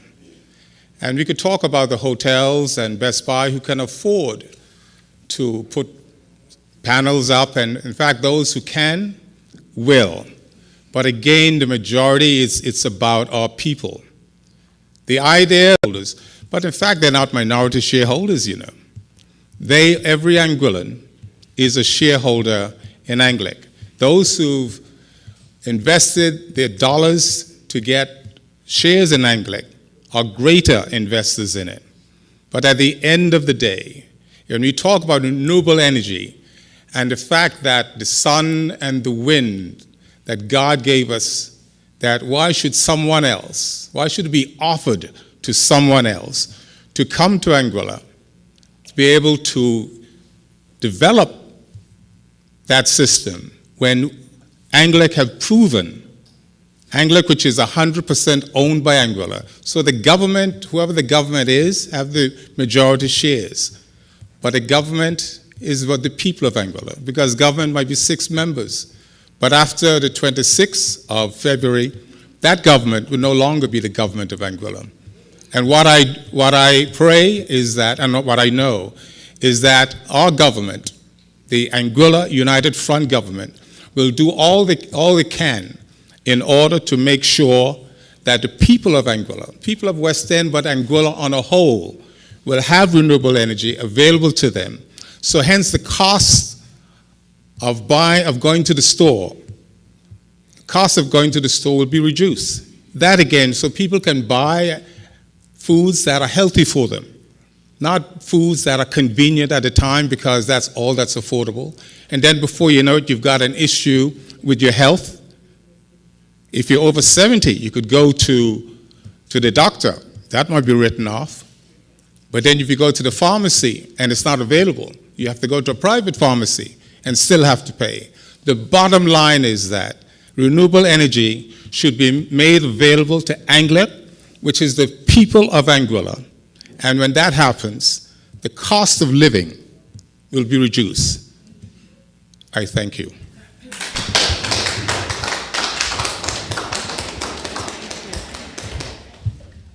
Mr. Hodge, thank you, Mr. Connor. Mr. Hodge, you have 2 minutes to rebut or add on. I want to first say thank you for the question. And what hurts me again is the fact that I just,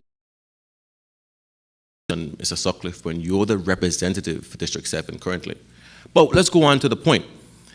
Today, the Anguilla United Front endorsed a man that offers load shedding to Anguillan people, rather than looking towards the opportunity of solar systems. Today, the Anguilla United Front has failed to give the opportunity of saying, let's support the government as they partner with the local Bank of Angola, NCBA, offering low interest loans and persons willing to buy solar systems. The Anguilla Progressive Movement has looked into these things, not only in the aspect of saying we care about Anguillan people, but we made an opportunity that they can have a chance to afford the opportunity to afford solar systems, the opportunity to afford to be off the grid, the opportunity to afford the regular day-to-day operations that you need to survive in Anguilla. But what hurts me again is the fact that We're a team in Anguilla. And I think every Anguillan person here looks forward to knowing that someday they'll have the electricity bills cut in half.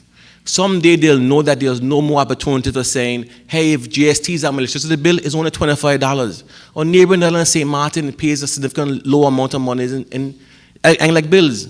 Why can we team with the government of Anguilla to see their plan for the future? Team and see that they care about you and I. They care about looking towards a sustainable Anguillan people to know that we too have that opportunity of our lower Anglec bills and still own Anglec and not sell it in 2020. Thank you.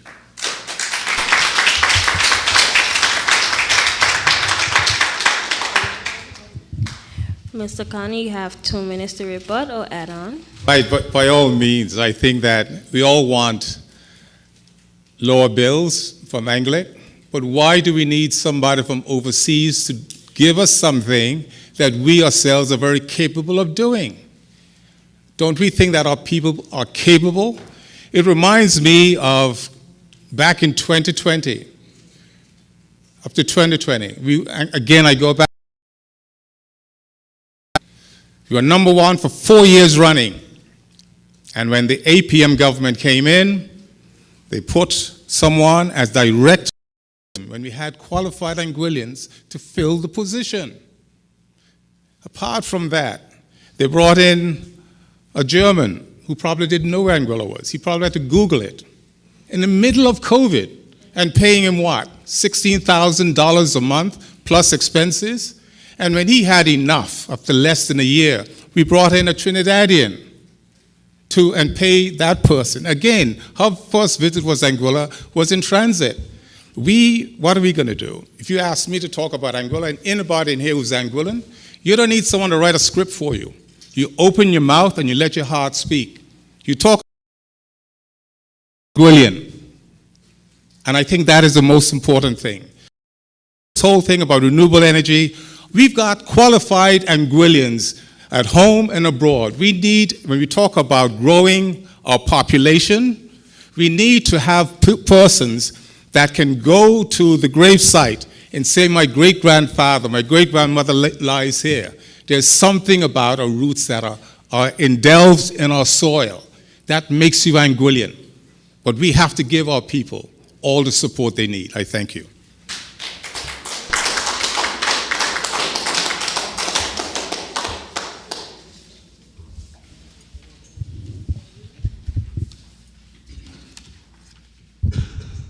We will now have the question from the audience. You will be given 2 minutes to answer and 1 minute to rebut.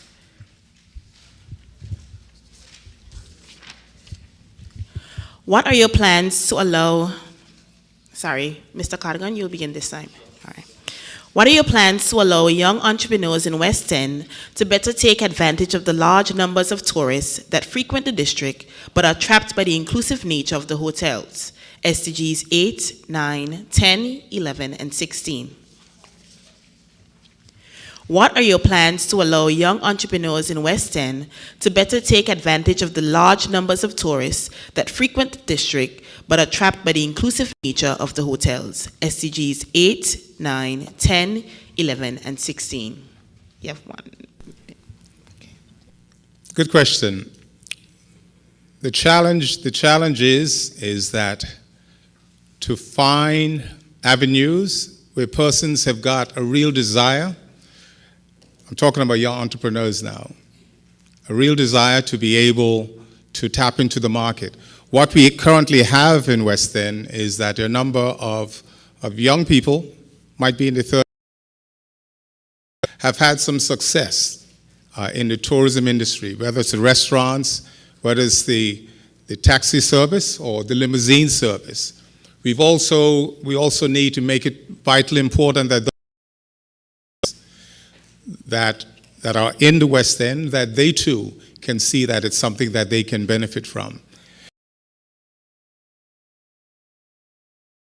The previous debate was that unfortunately what I think is happening is that a number of the hotels in the West End are doing all that they can to try to keep their guests in-house.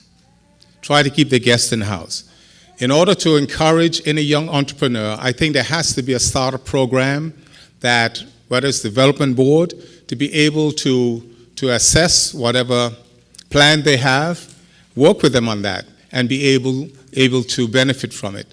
It is vitally important that our young people, young in business doesn't mean that you have to be 20, 21, you could be 40 or 50. That is young in business. But I think it is important that some help is given, and government needs to do that. Government needs to be able to work with our young business owners in order to make sure that we are not just the ones who are serving at the restaurants or in the hotels, but are actually in partnership with the tourism industry. I thank you.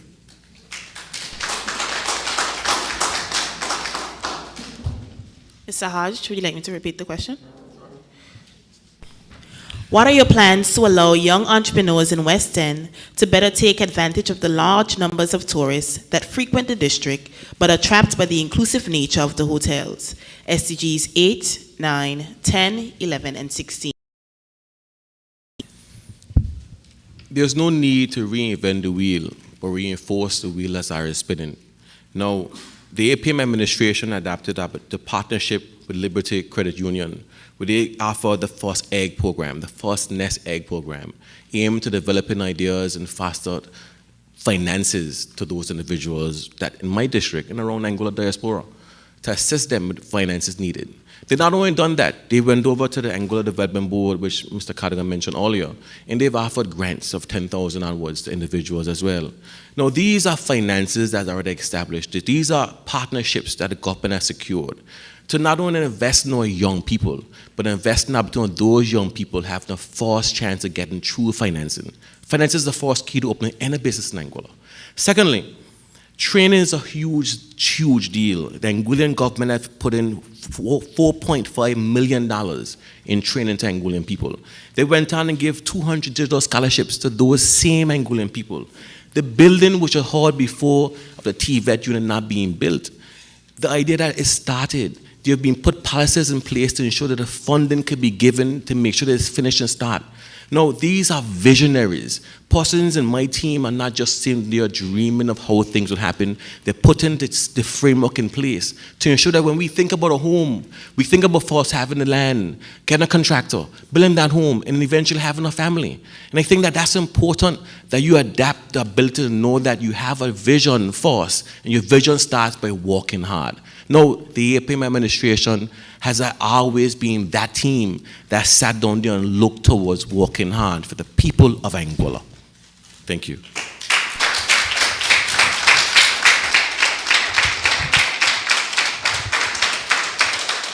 Thank you, Mr. Hodge. Mr. Connor, you have 1 minute to add any information or rebut.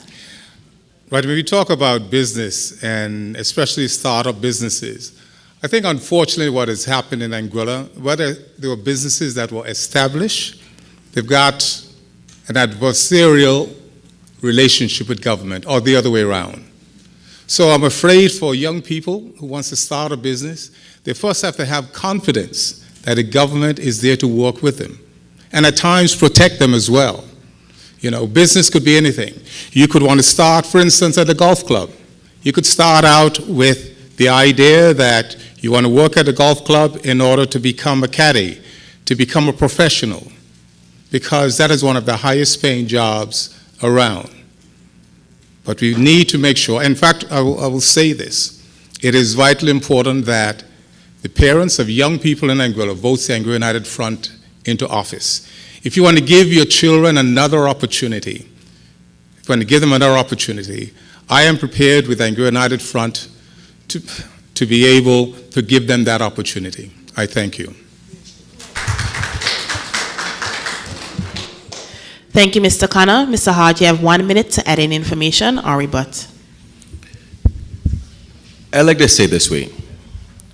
Given an opportunity in the House of Assembly to debate, given an opportunity in the House of Assembly to see legislation that's been passed in the House of Assembly, you have a unique opportunity to listen to the people and vote for these exact same things.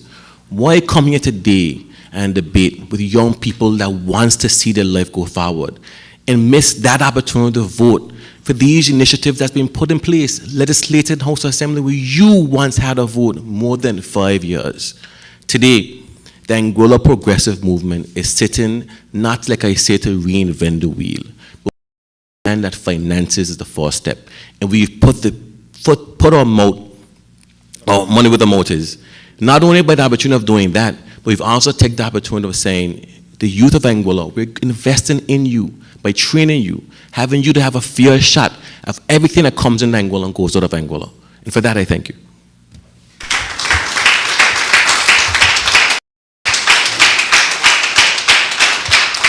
Thank you, Mr. Hodge. Candidates, that brings us to the end of our 5 questions. We will now have the closing remarks, and we will start with Mr. Hodge. You have 3 minutes. To the organizers of this event, I understand that it's not only time taken to organize such an event, but the finances. And I would like to say that the persons here to support the bar is only $1, no GST, right? But also, I want to say that I thank you for that. What's important is, as well as when I look in the crowd, I see people that care about Anguilla, but most importantly, I see a sea of blue. And it shows me that my team and the people that is in my team cares about me. And when I look across my opponent, the scattered yellow shorts just make me feel as if he doesn't hold the realms of saying, we care about you too. And for that, I understand that he's had 10 years in government, and I totally understand that his years in government may not have been representing the people of District 7. Today, we're looking for new opportunities, new ideas, new solutions, not just sitting in an honorable house to knock down things that comes out to invest in our people. We're sitting here today to know that we can develop our country together. The Anguilla Progressive Movement, which I'm a part of, it's not a team, it's a family of Anguillians that care about Anguilla and will care about Anguilla for generations to come.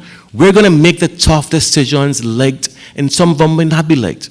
But we're going to make sure that we invest all we have to ensure that everyone in Anguilla has a fair shot, not because we sit on different divide, not because we see different opinions, but we all know that somewhere along the way that we all care about Anguilla. I trust that my opponent here also cares about Anguilla. But I'm saying today is about us. It's about we knowing that 10, 15 more years in Anguilla, we see the future. We know that we're going to be given that fair shot to giving our young people today, tomorrow, and further on, that fair opportunity to know that we're respected, our voices can be heard. But most importantly, in my district holds a unique opportunity to investors and expats. I am saying, I promise that I'll work towards that we truly sit down as a community, as a team, and work towards ensuring that our voices come singular, not scattered around the place. And I'm willing to work with Mr. Khanna as well, because he too has a voice. And on that 27th of February, when I'm elected, I'm going to ensure that Mr. Khanna and myself fight for West End to have a cricket. That cricket president needs to come back. That brings back the opportunity of West End people to have something to do. And today, my government, the people of my party, sits in unity with me. They sit down there in that sea of blue and just cheer me on. And I feel more than overwhelmed. I thank you guys, not only for the opportunity to be by my side, but the opportunity to hear the voice of the people of District 7 and all of us moving forward. Because when this is all done, the elections are set and over, it's going to be Anguilla, one voice. No matter how we look at that political divide, it's going to be us fighting towards ensuring that we protect the Anguilla that we love. And for that, I thank everybody in the audience. And I just want to say for that, Mr. Khanna, I appreciate your time coming here. I'm sorry Mr. Pickering was sick, but I appreciate your time coming here because it shows that you care about the people, and you care about the young people as well. But my time is done, and I'm sorry. I could go on forever. Have a good day. Thanks.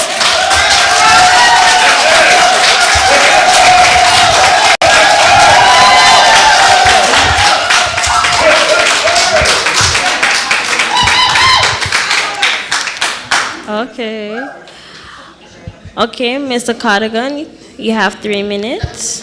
Thank you for that. I want to thank you for conducting tonight's event. And just to piggyback on what my colleague would have said about I care for the people, he knows that. He knows that. And it's not just the people of West End. It's the people of Anguilla, especially the youth from back in the early 90s. When I came back home, it was about to give them an opportunity. Give them an opportunity.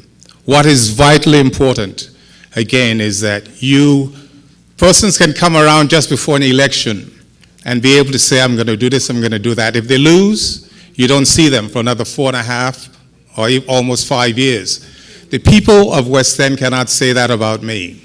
Because what they will tell you that during the Hurricane Irma, that I was there for them. They will tell you that during COVID, I went to the senior citizens of West End. In fact, the whole of Anguilla and the world was afraid. But I went to the people, to my people, especially the elderly, and I said, if you need anything from the store, if you need to pay a bill in the valley, I will go and do it. I would like to think that my colleague did the same because our people were afraid. When the youngsters in West End, Long Bay, when they want to go to the sailing school, you know whose number they've got and call me? They call me. I do it. When our youngsters who cannot afford to play golf or learn to play golf, I take them there. I take them there. I cannot lose. It is not about an election day. The people of West End know the quality of person that I am because I've always been that. At the end of the day, the people of West End will decide on who they want to represent them.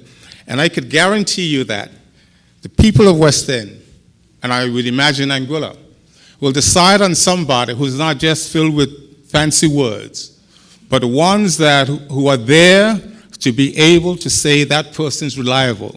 If I need help, they're there. If I need a shoulder to cry on, they're there. They know where to find me.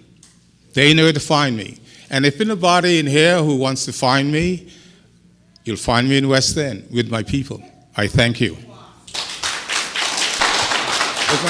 I just need to make one statement. Did I hear someone suck their teeth? That's it. Yeah, well, how much seconds have I got left? 20. 20 seconds? Thank you for tonight. Thanks all for coming out. We then go to that front about putting people first. On election day, as in the words of Sutcliffe Hodge, vote the Anguilla United Front. All 5 lights. I thank you.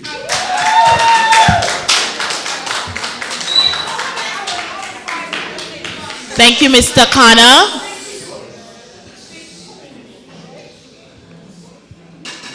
Thank you, Mr. Hodge. We would just like to say thank you to both the District 5 and District 7 candidates who took the time out to be here this evening, and thank you to the audience for coming out to listen and to support them. And also to let you know that we continue on Friday evening at the Adrian T. Hazel Primary School at 7 p.m. to have the District 6 debates, all right? And also support the ANYC. They're at the door with refreshments and drinks. Have a good evening, everyone.